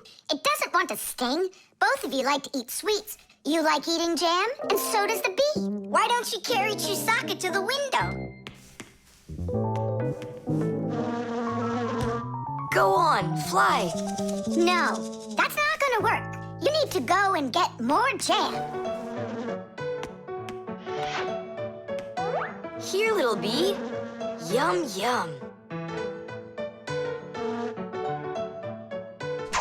Go on and fly. You're free. Let her eat first. Don't be greedy. I'm not being greedy. If she eats, she can make honey out of your jam. Long ago, people could only collect honey by destroying the nests of wild bees. And that went on until someone came up with the idea of taming those insects. They started by leaving enough honey for the bees to survive through the winter. People took care of bees in these hollows until they learned to build small houses for them called beehives. And a town made of these bee houses is called an apiary. Bees live and work together in the beehives making honey, while beekeepers take care of the bees and collect the honey. Bees are real team players. They tell each other where the best flowers grow. Do you know how they do it? One of the bees does a dance, and then the rest of the bees watch the dance and learn where they need to fly. You poor thing. Thomas tired you out. I told you there's nothing to be afraid of. You see? She's just so nice and kind. I'm not afraid of her. She wouldn't let me eat my jam, that's all. Well, now it's time for you to fly away. Whoa! She's playing rough here. I want to try. Nolik. You're too little. You'll have to grow to do this job. Whoa, whoa, whoa. Calm down now. Now let's fly.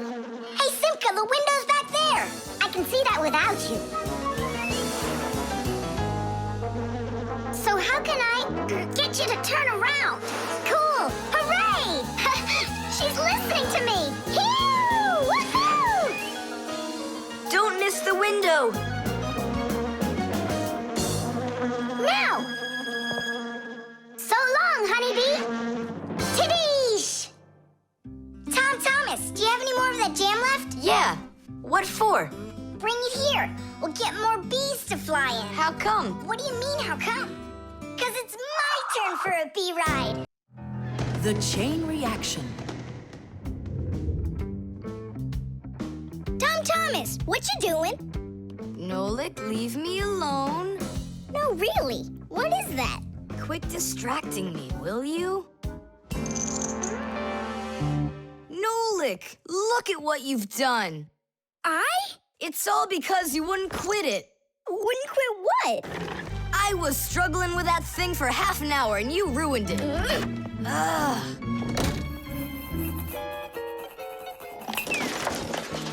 Whoa! Oh! Hey, Tom Thomas, can you hear me? Tom Thomas, let me out!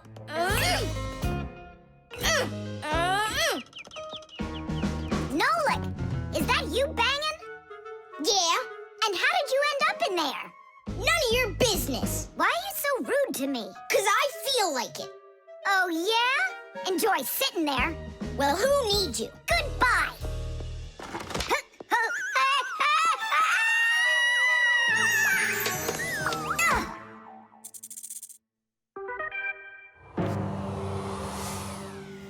Oh, Simka, what happened to you? Did you bang yourself? And so what?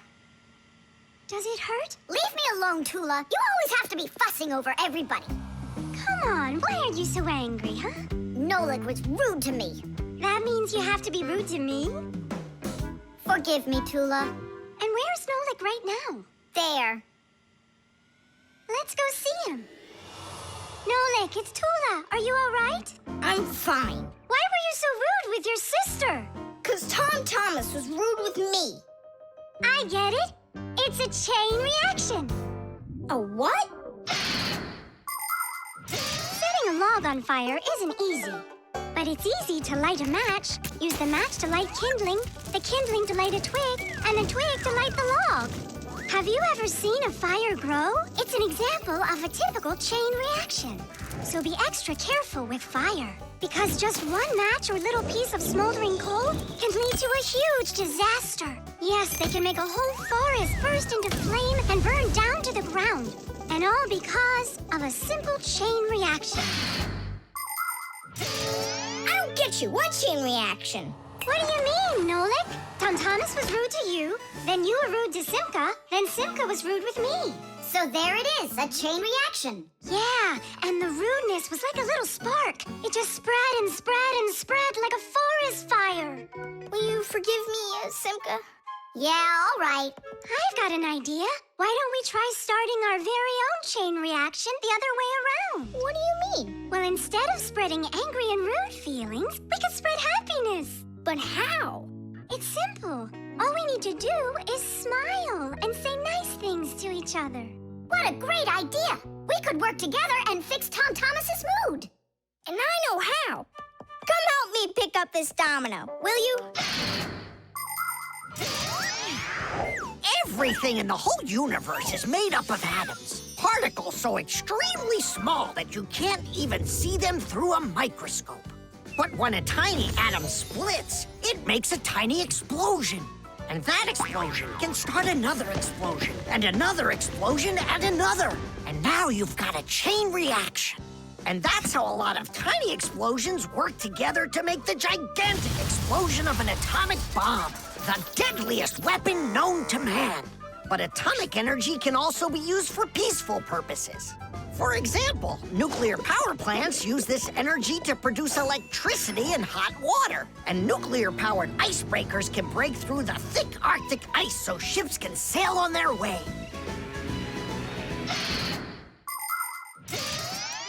There, all done. Nolik, bring him in.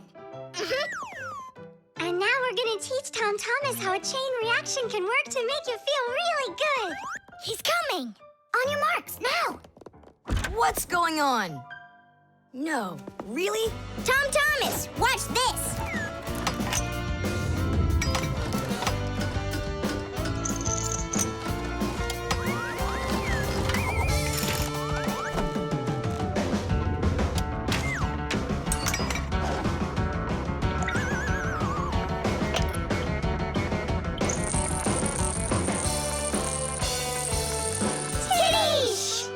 That was so totally awesome! I can't believe what I saw! How did you do that? It was just a chain reaction. What? A chain reaction. the camera.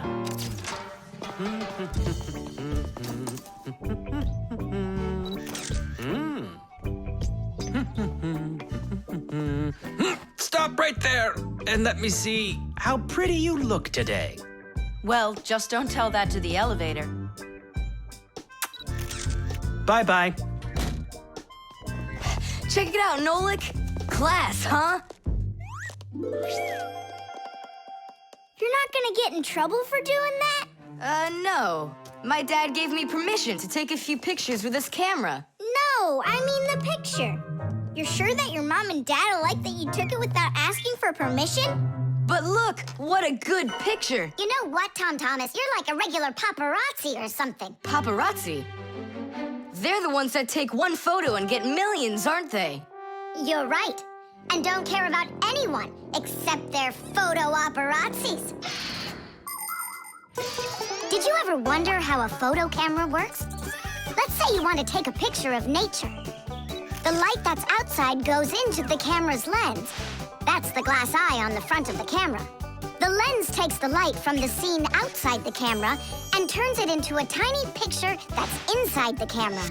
Then the picture is recorded onto a special electronic sensor called a matrix that's sensitive to light. Click, and there's your photo. What a great idea. Now I know. I'm going to be a paparazzi. Hey, what about your promise? What promise? To never take a picture of us. We're a secret. Stop. Hey, relax. I'll delete them all later. Tom Thomas, stop this right now. I won't until I get a photo of you. Nolik, let's run. You can't run from me.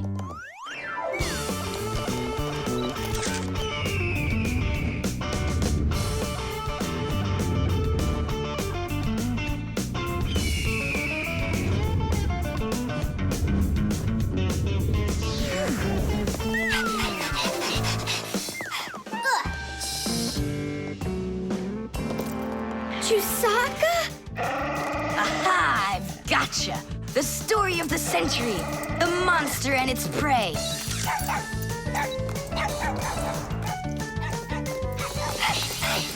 Tom Thomas!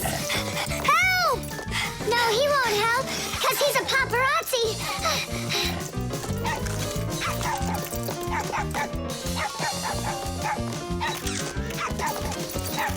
Yes! I got it! That's my best photo yet!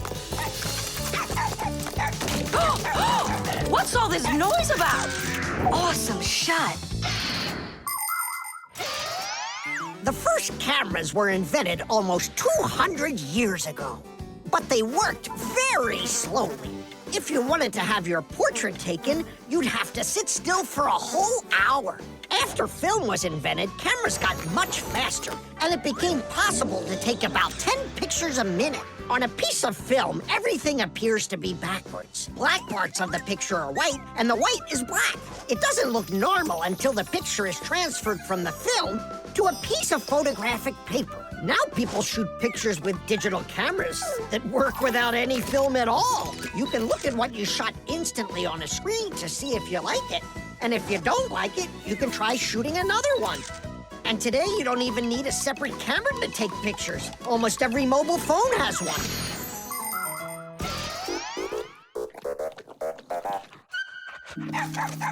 Simka and Nolik, are you in there? Hey, come out. I'll stop shooting photos of you. Aren't we friends? I'm sorry, guys. Well, your friends were almost eaten alive by a dog. Please forgive me. Want to look at the photos I took? Sure, go on, show us what you got. We're not in that shot. We're not there either. Ha! Well done there, paparazzi. Hang on a sec. I still got another one, and you're in it. I know for sure. Look. I'm zooming in. It's impossible. I don't believe it. It's possible. But when did you have time to turn into screws? The same time you were pushing the button. When we're scared, we can change faster than the blink of an eye.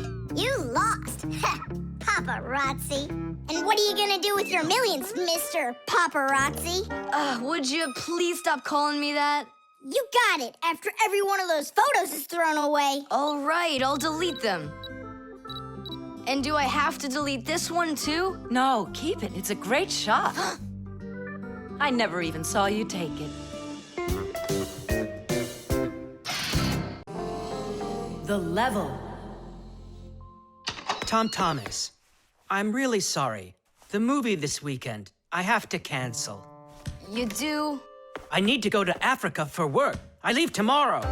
Oh, cool. You think I could go with you? To Africa? Can you even find it on the map? Africa. Here we go. No, you're still too little. When you grow as tall as the top of Africa, then I'll take you with me.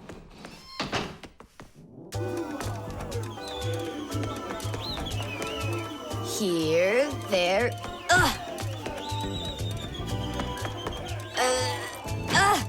Tom Thomas, what you doing down there?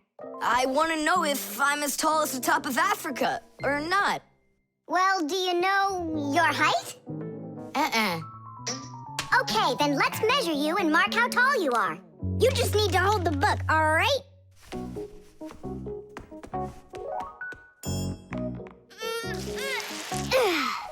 Simka, how do we measure what's higher? The top of Africa or this line over here?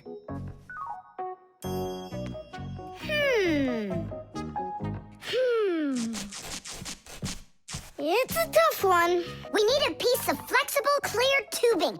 Oh, I can get it for you. I know where it is. And we'll build a simple tool to find out the answer.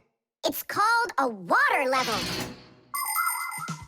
Let's do an experiment. First, we'll pour water into 2 bottles. A little bit more into one and a little less into the other. Now we'll connect them with a tube so that the water can flow between them. You see? The water flows and flows, and then it stops. It stops when there's the same amount of water inside of both bottles.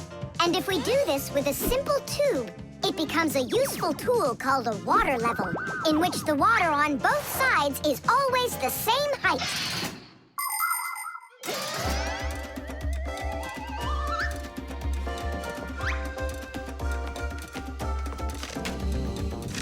I'm gonna watch the water level on this end, all right? Be careful how you lift it or the water can get out. Nolik, what's going on? The water inside the tube is even with the line. There you go, Tom Thomas. Where the water is right now is how tall you are. And? Well, it looks like Tom Thomas isn't quite tall enough for Africa. What if we hold the tube a little higher? You can try if you want, but the water's gonna stay where it is. See? The water level on your side always stays the same as on the other side. I'm not getting that tall for a while yet. And what if we just lower the map a little? That wouldn't be honest. But it would be clever. There are a lot of great proverbs, but my favorite one is measure twice, cut once.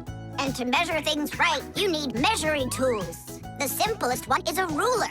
With its help, we can find out the length of an object. A watch can tell us how much time has passed. A speedometer shows us how fast we are moving, like in a car or on a bike. An electric meter keeps track of how much electricity we are using. A decibel meter can tell us who is screaming or stomping louder. And a beam compass is used to accurately measure the size of a coin or a hole. We couldn't get by without wonderful tools like these.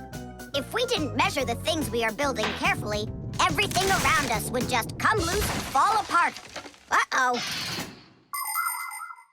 Dad! Dad!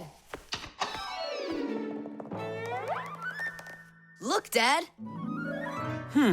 That's strange. Looks like you are a little taller. Does that mean you'll take me with you? Yeah. Are you ready? Yay! But everyone who goes to Africa has to get vaccinated. You're okay with that, aren't you? I need vaccinations to go? Are you sure? Yeah, there's one against malaria, tsetse fly, crocodile bites. Altogether, there are 10 shots. 10 shots? Yeah, 10. Oh.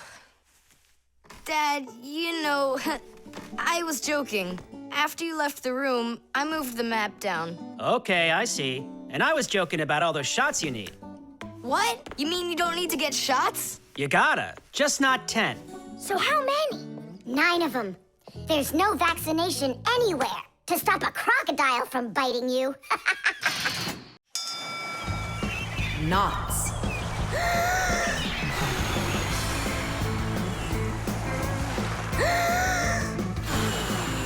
Nolik, there are pirates off the starboard side. Battery, fire! Hey, I'm not a pirate. Why'd you hit me? That's it. I'm tired of playing the wind. Where are my pirates? This looks great. Can I board your ship? And what are your skills? Tons, like protecting the ship and yelling hooray when we win. And how about good sea knots? Can you tie them? Of course I can tie them. Then tie up our treasure. And make sure it's good and tight. Pirates, prepare to attack! I got it. Whoa! That's done. Good enough. Hooray! It's good and tight. Now can you survive a storm? Without a doubt.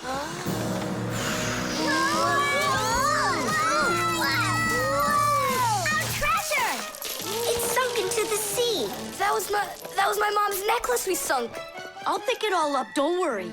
No, thank you. We'll manage ourselves. He calls himself a sailor. Go and learn to tie some knots. Try tying 2 ropes into a knot. You think it's easy? A badly tied knot will untie itself before you know it. Here's one way to tie it right. First, cross over the 2 ends like this. Now, to finish the knot, you've got to cross them over again. But not this way. It's got to be in the opposite direction. When it's done, it looks like one loop inside another.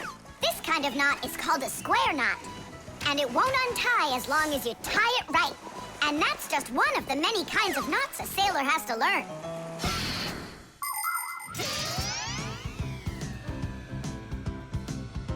Oh! Okay. I knew I could tie it. Now, what else is there to practice on around here? I found some more of our treasure. Here's another one. That's 19, but we're supposed to have 20. I know it because I counted our treasure. So what happened to the last one?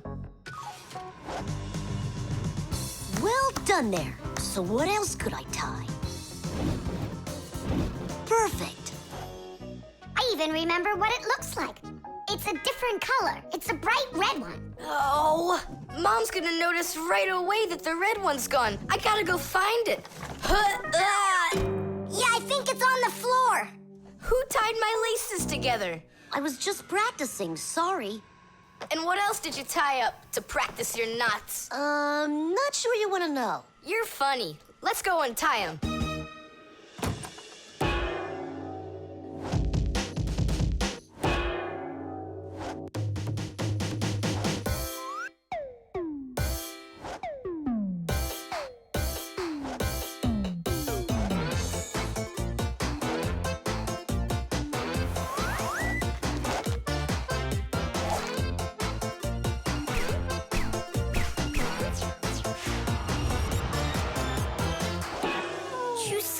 Don't look at me that way. I'm scared. She's just staring at her own whiskers, Nolik. And what have you done to her whiskers? Well, I tied them with the square knot. Fire, you're just a blockhead. And why don't you tell us what else you've done?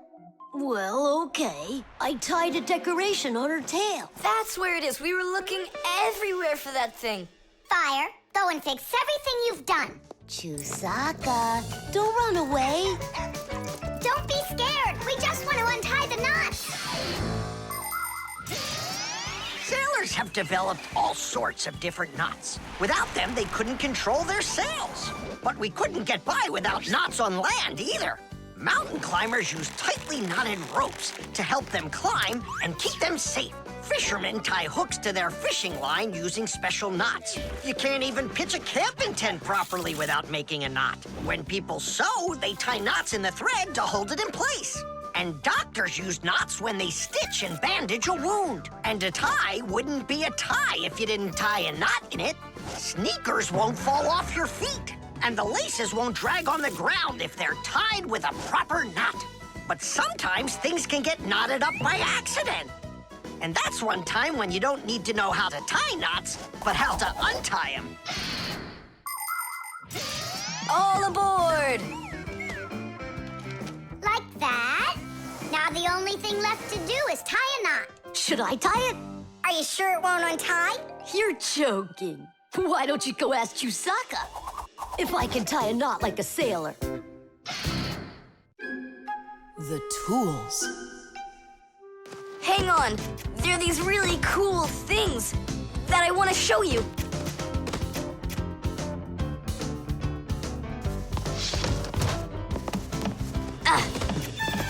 Whoa! Whoa, look how many things you got all at once. Your dad's gonna be so angry when he sees what you did with all of his tools. I'm gonna put them all right back where they were. And where were they? Open the box and you'll see. It's neat. There's a special place in there for each one of the tools. Try hammering in a nail or drilling a hole with your bare hands. There's no way. But with the help of the proper tools, it's a piece of cake. But of course, that's only if you know how to use them.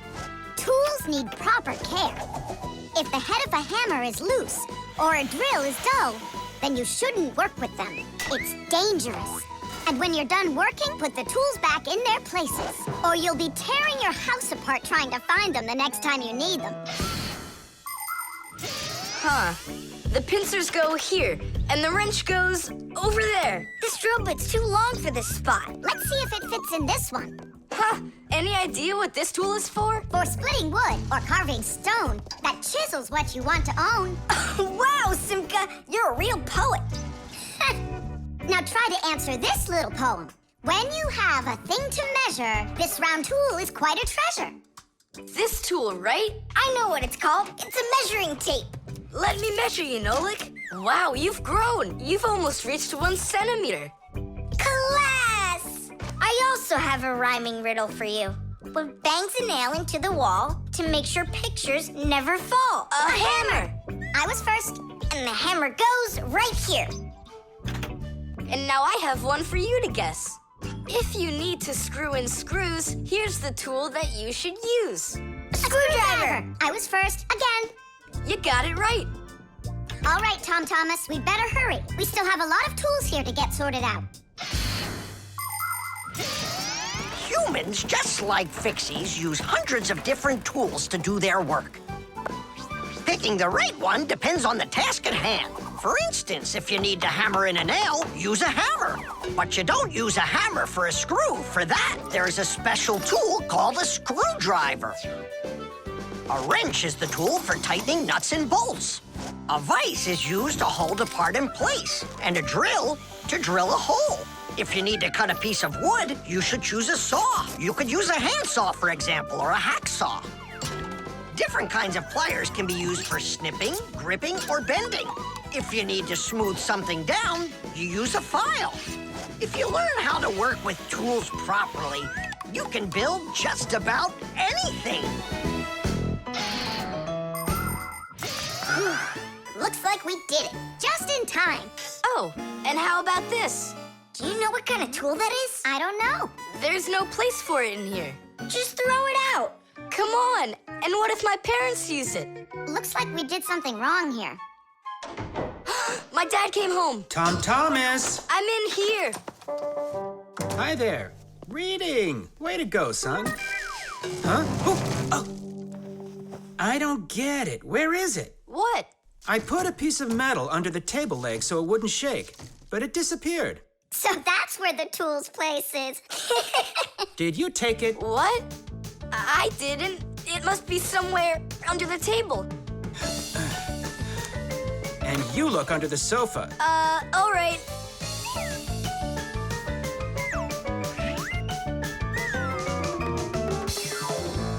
What do you think he wants? He wants us to get that metal thing out of his dad's box. Come on, let's go. You got it.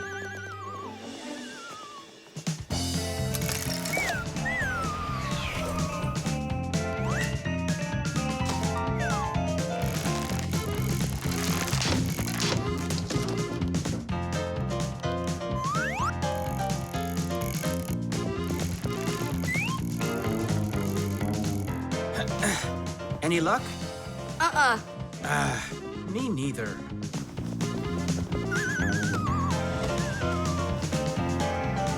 I found it, Dad.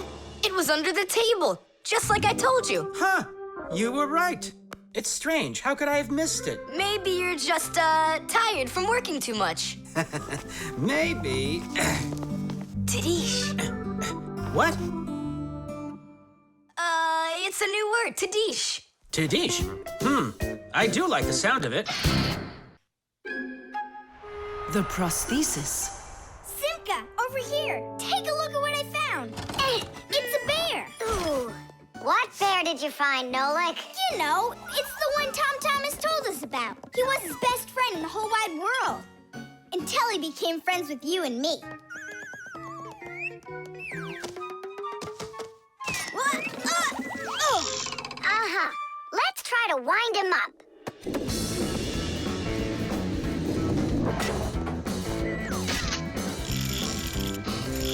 Come on, come on, come on. There you go. Now walk, Teddy. Go on, Teddy. Yeah. Oh no. Poor little teddy bear. They ripped his leg and didn't care. We didn't rip his leg. It was already broken. It's all clear. A compound fracture. Then why don't we fix him? Tom Thomas will be so happy. Wait, it's not going to be that easy to repair it.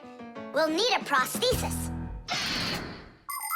The human body is built around a frame of bones and joints. And if you break one of the bones, it'll usually heal by itself. The broken bone will grow back together, and you'll be back to normal. But sometimes bones or joints can break so badly that it's impossible for them to heal. When this happens, they have to be replaced with an artificial part called a prosthesis. A prosthesis can replace more than a bone or a joint. It can be made to replace a whole arm or a leg. And where are we gonna get a prosthesis? I'm positive we can get it from Professor Eugenius. You're right.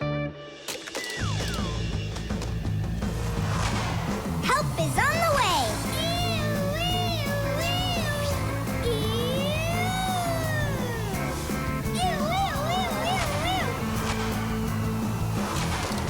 Hello, Professor Eugenius. Ah, I'm pleased to see you, dear children. How do you do? Hi there. Professor Eugenius, can you make a prosthesis? What, have you broken something? No, not us. It was the bear. He broke his leg. What bear? The teddy bear that used to be Tom Thomas's friend.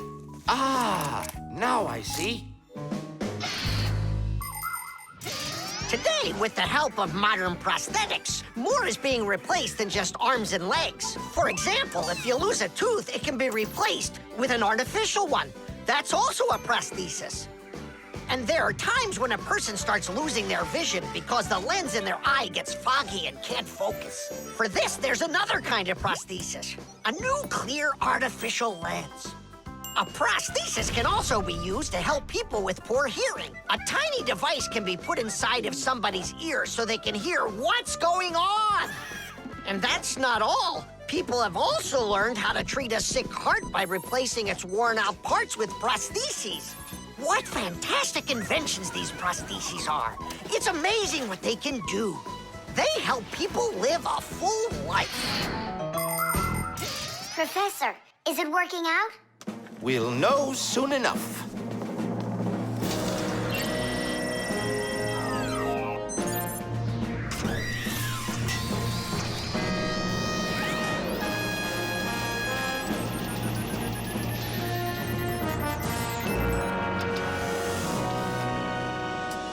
Done.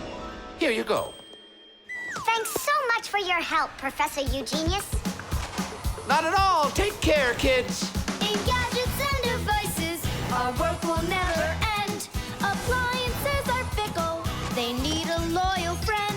At morning, noon, and midnight of every single day.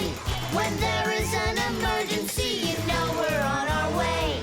1, 2, 3. Inside we'll be all day and night. We fix things right. Well, now this old friend of Tom Thomas's will be just like new, Nolik. Simka, if Tom Thomas makes friends with the bear, then what? Will he stop being friends with us? Hi, everybody. Hi there. Oh, my teddy bear. You found him for me. And you fixed him. Ah, thanks a lot.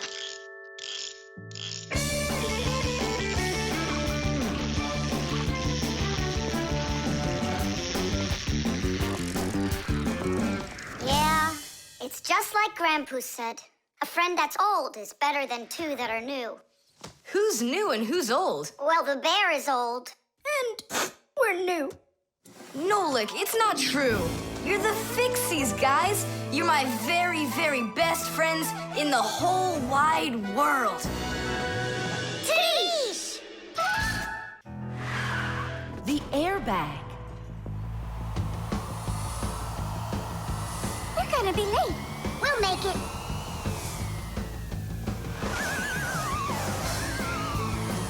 Whoa!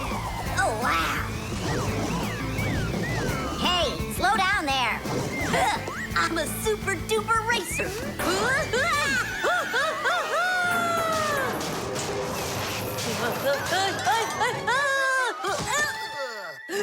Well, Fire. Again risking your life. And super racers like me can always count on luck. You know, Fire, counting on good luck is stupid. It would be better if you would keep your mind on safety. Actually, today, Professor Eugenius has something really special to show us. He's going to be testing an airbag. What's that? Ditch it. Explain it. Everybody riding in a car has to wear their seatbelt, because if the car has to stop quickly, the belt will hold the person back. But there are times when even seatbelts don't give enough protection, like when a fast-moving car crashes into something. When that happens, the driver and passengers can be protected by an airbag. You can't see them when they're folded up because they're hidden, but if the car is in a crash, the airbags blow up very quickly, and the person bumps into the bag instead of banging into the steering wheel or flying through the windshield.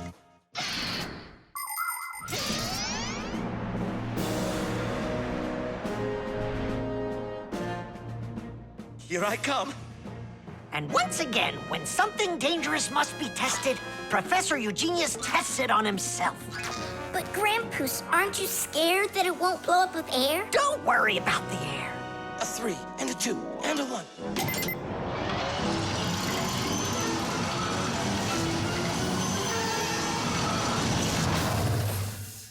The airbag filled up in an instant. Did you notice? Yeah, but how does it do it?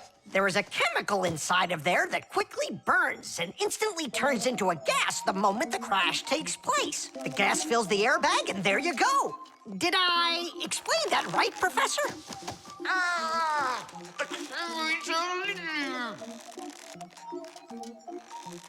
We've got to get him out. Stop! We'd better call for help.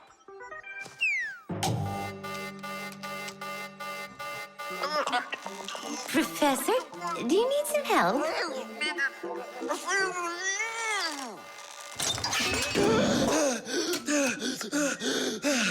Thank you, Elisa.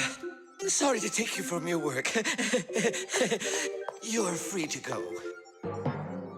Professor, how did you manage to press the button from way over there? I managed to hit it on the fly.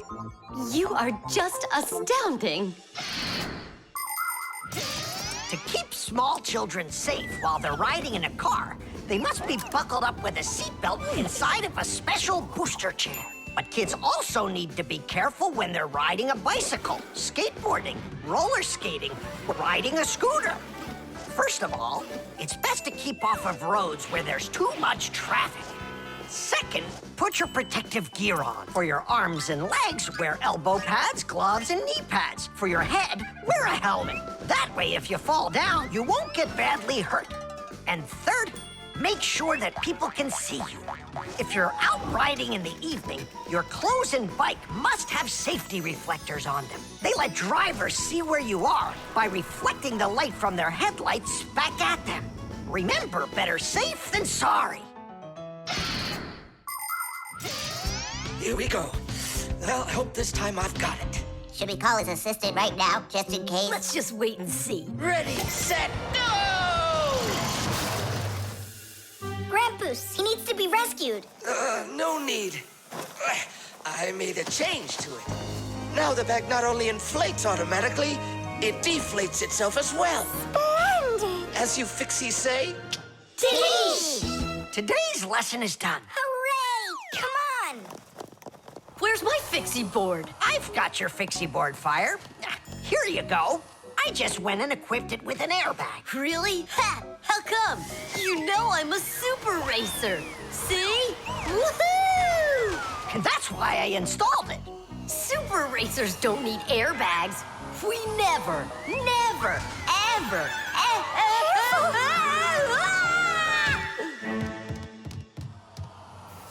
Oh, wow! Is that airbag cool or what? It's a very original design you used there.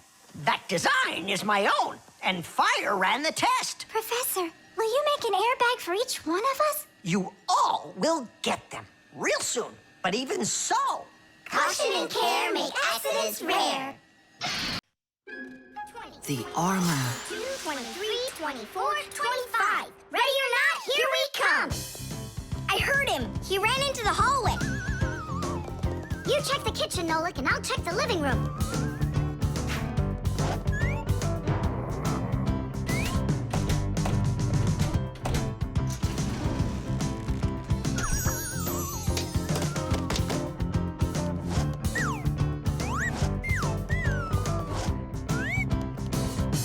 Well, I just don't get it. Where could he be hiding? The office. We forgot to check in there.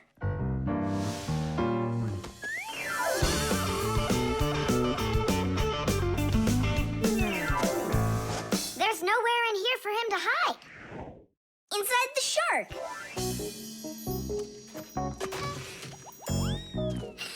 Nolik, Tom Thomas couldn't even fit half of himself inside of that shark. Yeah? Then in that huge vase. Uh-huh. He's all scrunched up in there and laughing at us. Oh! Simka! There! Did you hear that? He is in there! There's no one. But I know that I heard a hee-hee. You imagined it. Let's go take a look in the bathroom. I imagined it. It's so stuffy inside this armor.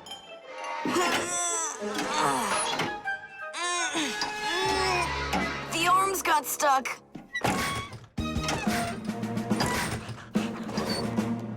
Where else could he be?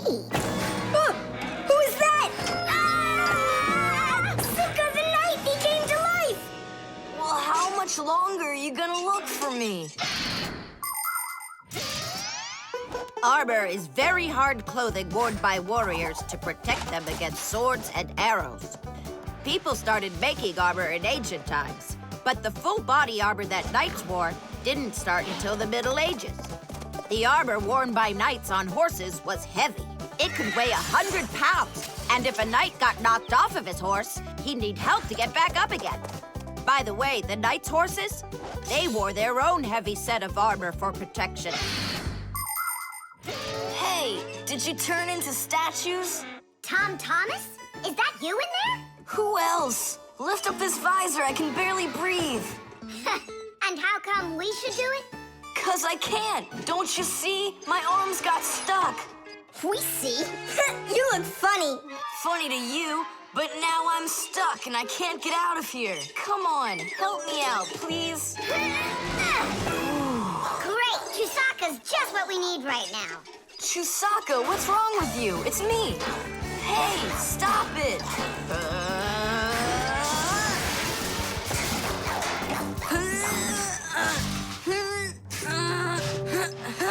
Help, I can't get up. Come on, let's undo the latches, Nolik, quickly.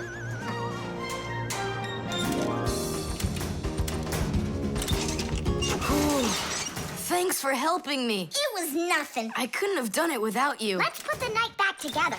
Uh-huh. Before Dad gets back. protective clothing isn't just for people who are fighting in battles.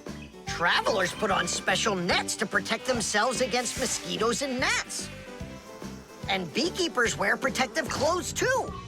If they had nothing to protect them from bee stings, their job would be quite painful. Without their protective clothing, it would be impossible for firefighters to go into burning buildings and save people. And how could astronauts go into outer space without special clothing? It's freezing up there and there's no air to breathe at all. And that's why they wear a special costume called a spacesuit when they travel. The spacesuit not only protects astronauts from the cold, but supplies them with air so they can breathe. By the way, the Fixies also wear protective clothing so they can stay safe while they work. Well, there. Did we get it right? It looks like we got it right. Only, where's the helmet? Nolik went to get it. Tom Thomas! Helmet delivery! Thanks there, Chusaka. Whoa there, Warhorse. Calm yourself down. There we go. It's all back in place again. Too bad that your knight looks like a ballerina twirling around. You see, his arm. I can't move it. It's stuck. Here's what we'll do. Give him something to hold.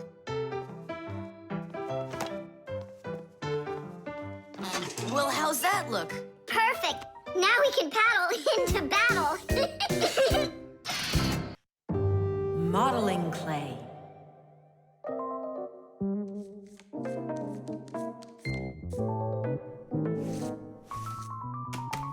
All done. Simka, take a look. I've got my own pack-a-mat. Now look at that. A pack-a-mat made out of modeling clay? But this one's my own, and it looks just like a real one. Okay, you're right. It really does, Nolik. Simka, Nolik, what's up? Hi there, Fire. Want to play some tag with me? I really wish I could play tag, but unlike you, I've got tons of work. Yeah, like what? Well, a bathroom hook fell down. Tom Thomas broke the lamp on his desk. The aquarium has a tube that's leaking. So go and play. I have to get a pack-a-mat. Oh. I wish I could play tag. Hold on. Nolik, you've got a pack-a-mat. Uh-huh. Although I gotta say, it looks a little strange. That's because it's... Let's fix everything before Simka with your pack-a-mat and my Fixie board. This'll be great.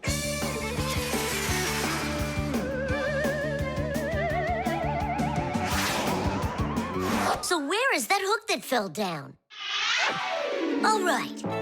Nolik, get out some sticky stuff. From where? Obviously, from out of your pack-a-mat. But it isn't real. I made it out of modeling clay today. Out of clay? Well, it totally looks real. Long ago, back in the Stone Age, people learned how to use clay to make their dishes and sculptures. But the modeling clay that we use nowadays was only invented about 100 years ago. Actually, modeling clay is just plain old clay with some ingredients added so it won't dry out. And dyes are mixed in to make all the different colors. There is just no end to all of the fun things you can make out of modeling clay. I got an idea. Go on, turn around. What are you doing? Grabbing glue out of your pack-a-mat. All right, get up here. Will it stick? Yeah, of course it will. Let's go and fix the lamp.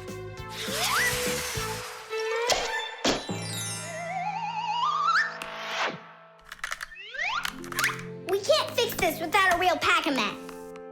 Yours will work just fine.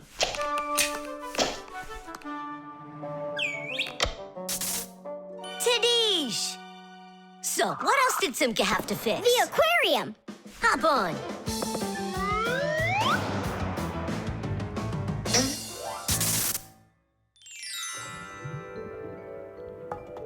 Well, where's that leaky tube? Here, it's leaking at the joint. Yeah, this tube is gonna need a lot of modeling clay. Give me the rest of your pack-a-mat. Sure. And here's a souvenir. They are all done. What's all done? We already fixed everything. And what did you fix it with? Modeling clay. Ha! Modeling clay isn't gonna hold anything. Well, I say it will. Wanna bet? All right.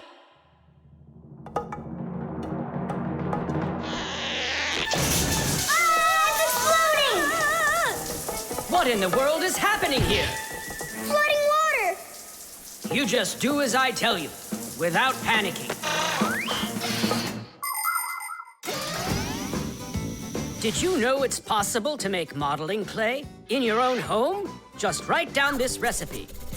You'll need a cup of flour, a half a cup of salt, and a half a cup of water. Now, mix the salt with the flour and add the water little by little. Mix it together really well. What are you saying? That it looks just like dough? Well, that's exactly what it is. It's just not for eating. It's way too salty. But you certainly can sculpt things out of it. If you want your modeling clay to be colorful, you can add food coloring or watercolors to it. That's it. Your modeling clay is ready to be sculpted. When you're finished, don't forget to let your figures dry in the sun. That way they'll get nice and hard and last you a very long time.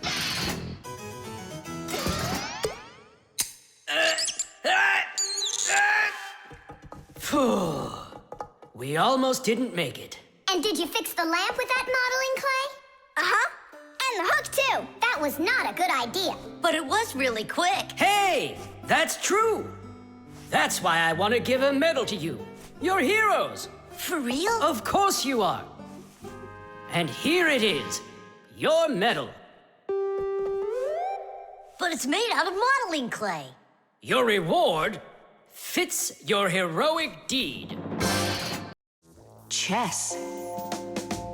How about that? Then I'll play my pawn. And I'll play my pawn.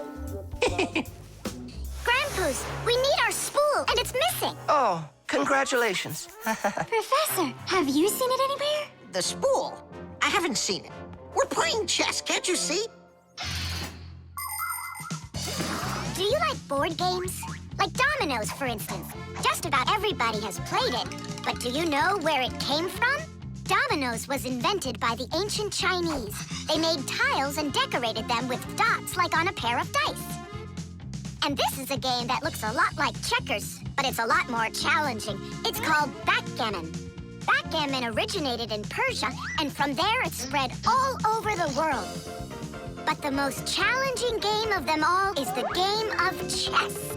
Chess was invented in India, and today the game of chess is loved in every country. It's played by adults, by children, and even by computers. Chess is a real sport. But the most important thing for playing chess is not the power in your arms, but the power in your brain. Hey, look, I found it! Yeah! Hey, what's going on? That's our spool. Please let us take it back. There's something we have to do with it. But we're using it. Can't you wait? It's a replacement for the missing pawn. Oh, Nolik can work for a while as the pawn's replacement. Yeah, I could do it.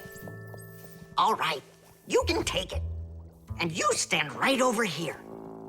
1, 2, 3, up we go! Class. So how do we play? You're going to play for the whites. And now I'm going to capture your knight. And we're gonna knock over yours. Take that. Whoa, whoa, whoa, young man. Slow down. It goes back here.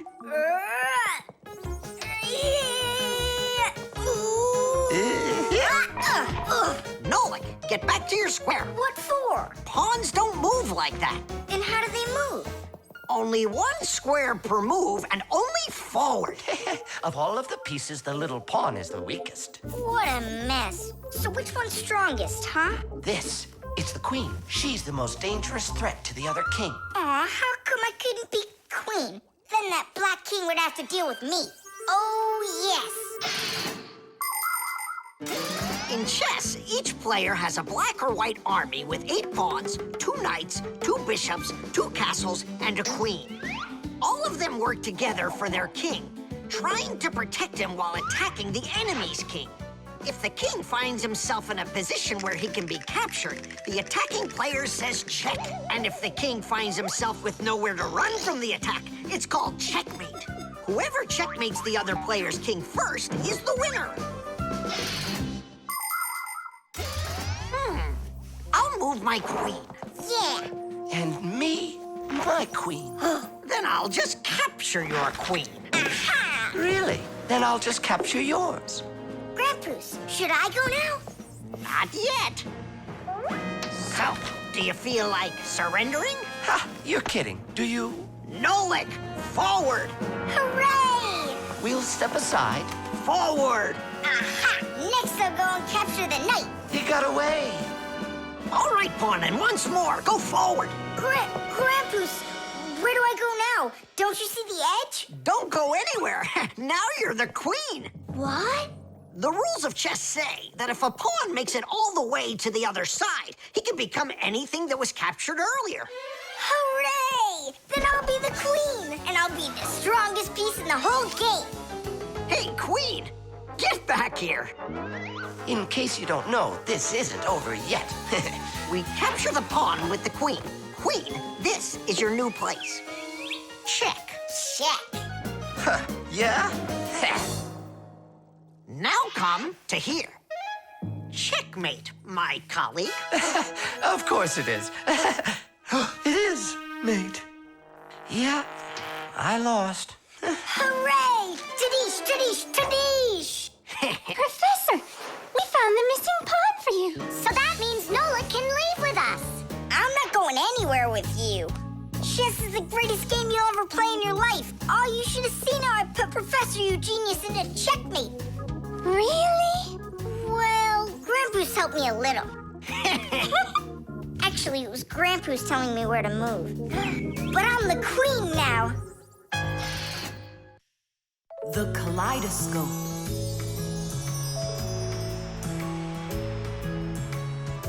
Tom Thomas, when are you gonna give me a peek at your new ball? I just can't wait. I told you, you can see it as soon as I hang it up. You're not peeking, are ya? No, I'm not. Oh! So can I look at it now? Sure, take a look. Which one? This one. You broke it. It's okay. Don't be sad.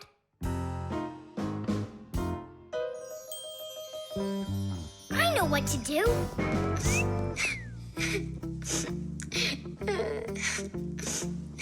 Tom Thomas, look inside the kaleidoscope. What for? I looked already. Come on, there's something in there I'm sure you've never seen. Whoa. Cool, isn't it? What is it? It's my own invention, a pirate kaleidoscope. Laughs, right? Uh-huh. It's great. I really like it. Tom Thomas, hi there. I heard that you got a pretty ball to hang on the tree. Shh. Can I see it? It's right there. Where? There. No. Oh, that's just terrible. Why'd you do that, Simka? Come on now, I just cheered him up. How? Tell me. With the kaleidoscope, remember what Grampus taught us?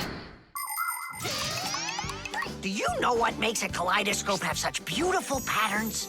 Ah, it's because pieces of multicolored glass are tumbling around in there.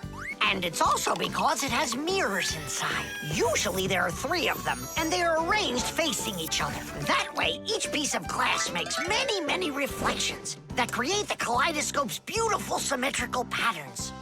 By the way, you can put just about anything you want inside a kaleidoscope, and each different thing makes its own special pattern. Yes, there are all kinds of kaleidoscopes. Some with buttons inside, some with flowers, and even some that are filled with insects. Once, a very rich man had a kaleidoscope made with precious stones inside. Yeah, it probably wouldn't have been nearly as beautiful if he had just filled it up with money. Tom Thomas, look inside the kaleidoscope. I already saw it. It's pirates. Nah, it's not about pirates. We changed it. Go on, look and see. Wow. You like it? A lot.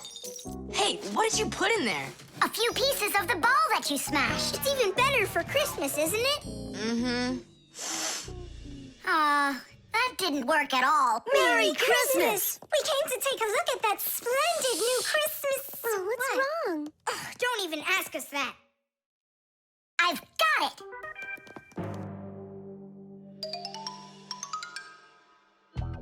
Tom Thomas! What? Look inside the kaleidoscope! Again? I don't want to. And I'm telling you, you've got to. Fine. Cool, yeah. Merry Christmas! Thanks so much. Now don't you feel good again? Yeah, it's really something. And you're the first human in the world that's ever seen it. How about that? Turn it! It's great, isn't it? Wondrous designs that tickle the eye in the kaleidoscope. Shimmering scenes, gingerbread trees in the kaleidoscope. Magical flowers just blooming with light, petals that glisten and gleam. Kaleidoscope, kaleidoscope, a crack to the world of dreams. Kaleidoscope, kaleidoscope, a crack to the world of dreams.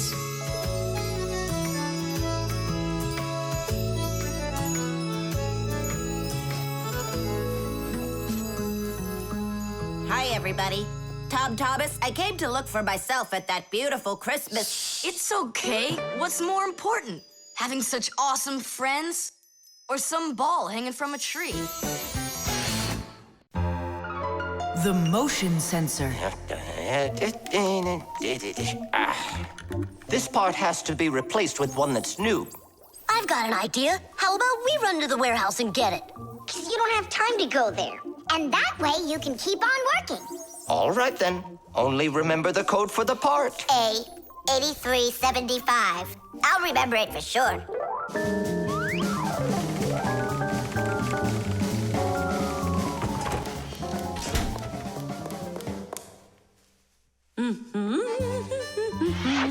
Why is Elisa always there at the wrong time? Do we have to wait till she goes away? What for? We'll sneak out behind her. Did you find the part? It's here. Are we ready? Yeah, we're ready. Let's do it.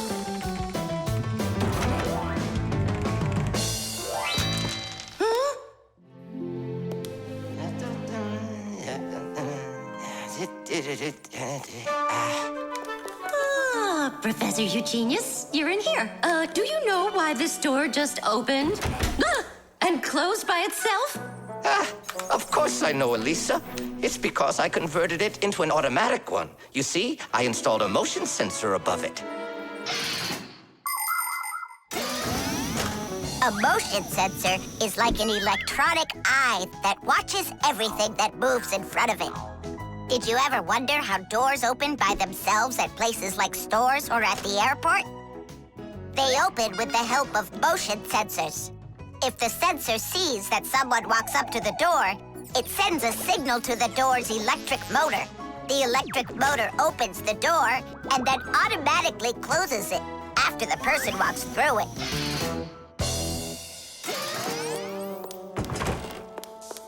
That man is just astounding. Only a bit untidy.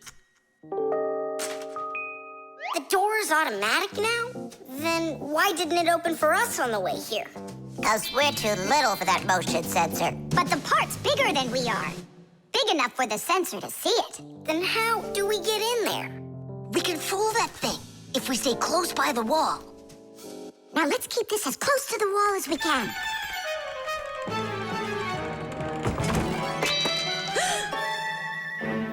This door is a little too automatic. And these parts are here again. Didn't I put them away?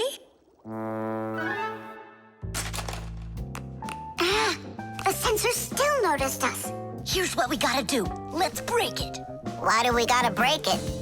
All we have to do is deactivate the unit. Since sensors are used to help people in all sorts of different situations. For instance, motion sensors notice when someone is moving so they can automatically open a door or turn on a light. Some automobiles are equipped with rain sensors.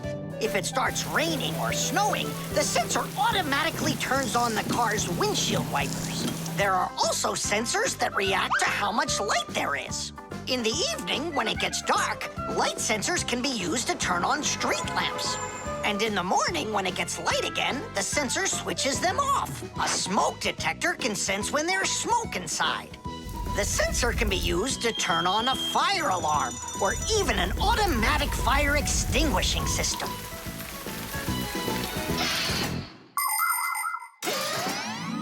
I turned it off. That should do the trick. Great job. Let's go. Titties! Professor Eugenius, mission accomplished. Well done, Fixies. Actually, not that well. This part here is A7583. Uh-huh. And I asked for A8375. Digit, didn't you say you knew the code number? I did know it, but somehow forgot it. Digit, I can't believe that you forgot it. All right, we'll just have to go out one more time. Thanks, but no thanks. I'll get it this time. I forgot to warn the professor that we've turned off the sensor. And I'm afraid he's expecting that the door will automatically open up. Professor! Stop!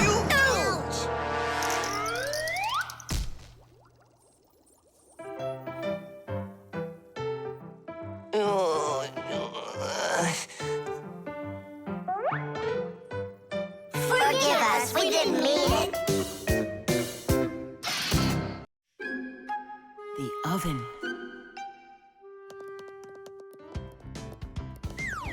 Now here he is, our death-defying acrobat. Nolik, don't! I'm not Nolik, I'm an acrobat. You're going to fall. I'm not going to. I see. Every single time with him, it's the same old story. He gets himself into trouble, and I've got to get him out of it. No, I'm falling. Whoa! Hold on! I'm just joking. Nolik, you're a knucklehead. Simka, Tula, we're down here.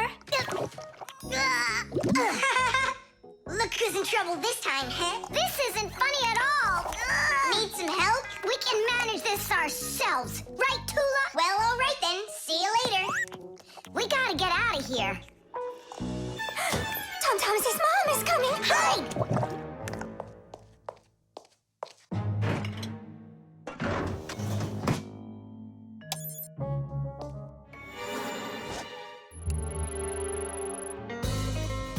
Hi, Tom Thomas. Hi, Nolik. Are you up for a ride? Because this train's leaving the station.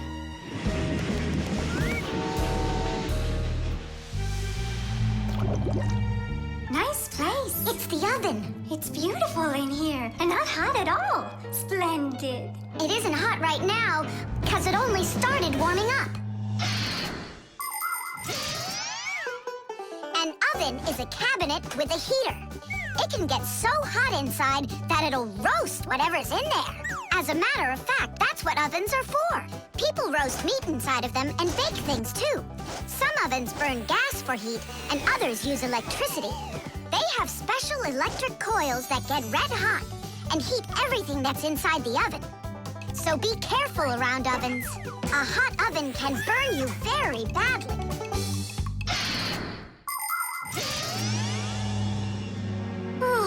It really is getting so hot. We gotta get out of this oven right away! Simka, we're about to get roasted in here. Yeah, inside of a fresh-baked Fixie cake. I don't want to. You think I do?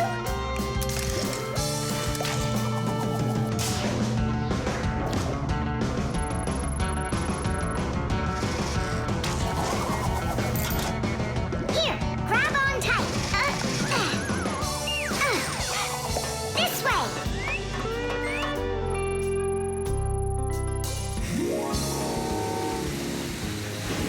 Be careful. careful, you'll fall off. You're just like Simka. She told me the same thing, and then she was the one who fell. Right into the batter, together with Tula. What? They both fell in the dough? Oh, yeah, and they're probably still stuck in there, too. Tom Thomas, the cake's fresh out of the oven. Do you want to try some? Where could they be, huh? I don't know. Maybe they're inside the cake. They could have turned into screws. We gotta find them. Hey, what are you doing? Eat. Stop playing. Hey, watch out. You could break your teeth. The first ovens in ancient homes were nothing more than simple fire pits where people cooked on hot coals. Later on, the stove was invented. Every house had a stove made out of stone, clay, or cast iron. People would burn wood or coal in them. These stoves produced enough heat to make soup or bake a cake. And then in the 19th century, the gas stove was invented. Gas stoves are much more practical than wood-burning stoves. 1 second and the gas is burning. A few more minutes and the water's boiling. They're very convenient, but they can also be dangerous because if the pipes aren't in good condition, there can be an explosion. Today, there are also stoves and ovens that run with electricity. They use electric heating elements for frying, boiling, or baking foods without fire at all.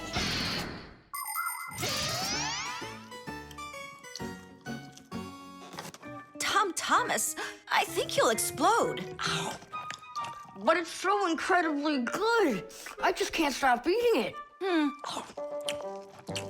Keep chewing, Tom Thomas. That's as much as I can chew. Hey, what are you guys up to? Up to? We're trying to save you. You're not in the cake? Then how come I was eating all of this? I hate cake. Maybe it's because that's what good friends do. Yeah, he's a good friend who's got a really good appetite. The Fixie phone. Tom Thomas. Huh? Try to guess what we have with us. You guess what I have. A banana. A race car. No, not that. Chocolate. A pair of socks. Ha! Do you give up? My dad bought a new phone for himself and gave me his old one. He said I can keep it. Oh, wow. And what have you got? Look! Ah, you got a telephone too. It's better than that. This is a Fixie phone. Papu's got himself a new Fixie phone. And he gave this old one to Simka. And can you make calls on it? Take a guess. Come on, let me show him.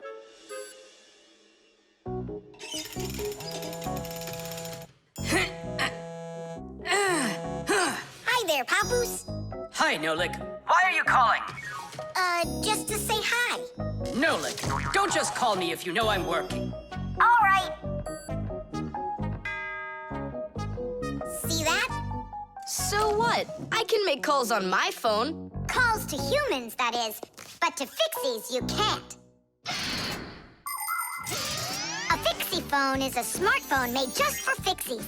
Not only can Fixies call each other with it, but they can get onto their own special Fixie internet. On a Fixie phone, you can find a camera, a flashlight, news, games, movies, and Fixie ditties. Those are the Fixies' favorite songs. Fixie kids love them, and so do their parents, because Fixie phones can easily let parents know where their kids are and whether or not they're in trouble. Over the years, humans have learned how to turn telephones into mobile phones and mobile phones into smartphones. They use them to call each other and to go onto their internet. A smartphone is almost as powerful as a computer, but they still have a long way to go to be as good as Fixie phones. Yeah, that's really cool, guys. Only this phone does the same. But can your phone do this? Take a look over here. You mean here? It's just a mouse. And now, look here. Whoa! But he's not on there. But look, he's here. And that's not all. Watch. A mouse helps the user navigate around the computer. And when we move it... You get it? No one else can see the Fixie except for you, and he can help you. Super! Oh, it'd be great to have my own Fixie phone. What are you talking about? You're not a Fixie. What a shame. I'm off to school, guys. He gets so upset. He even forgot to take his phone. I have an idea.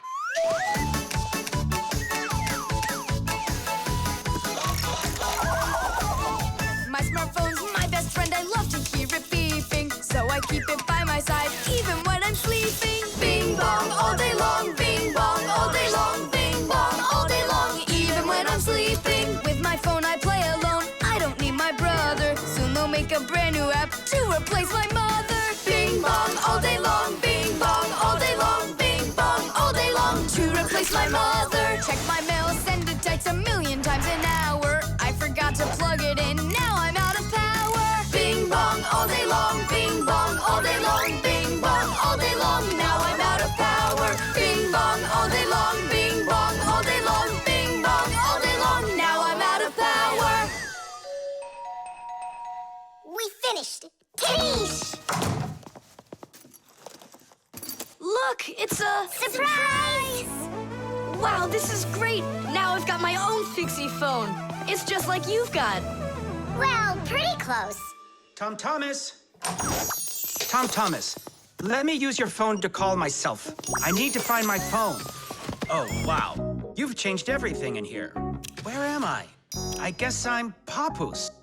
Huh, what a funny name you came up with for me.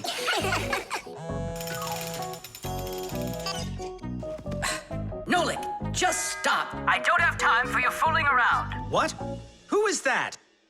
That's, not Nolik. Who is this? Do you know who I just called? Does anyone know who this phone belongs to out here? Oh, your mother found it. I'm coming. We'll fix those numbers later. Ugh, Papoose is gonna really give it to us. Give me your phone, Tom Thomas, and I'll delete all the Fixie's numbers from it. But how can I call you up then? Why would you have to call us? We're always close by.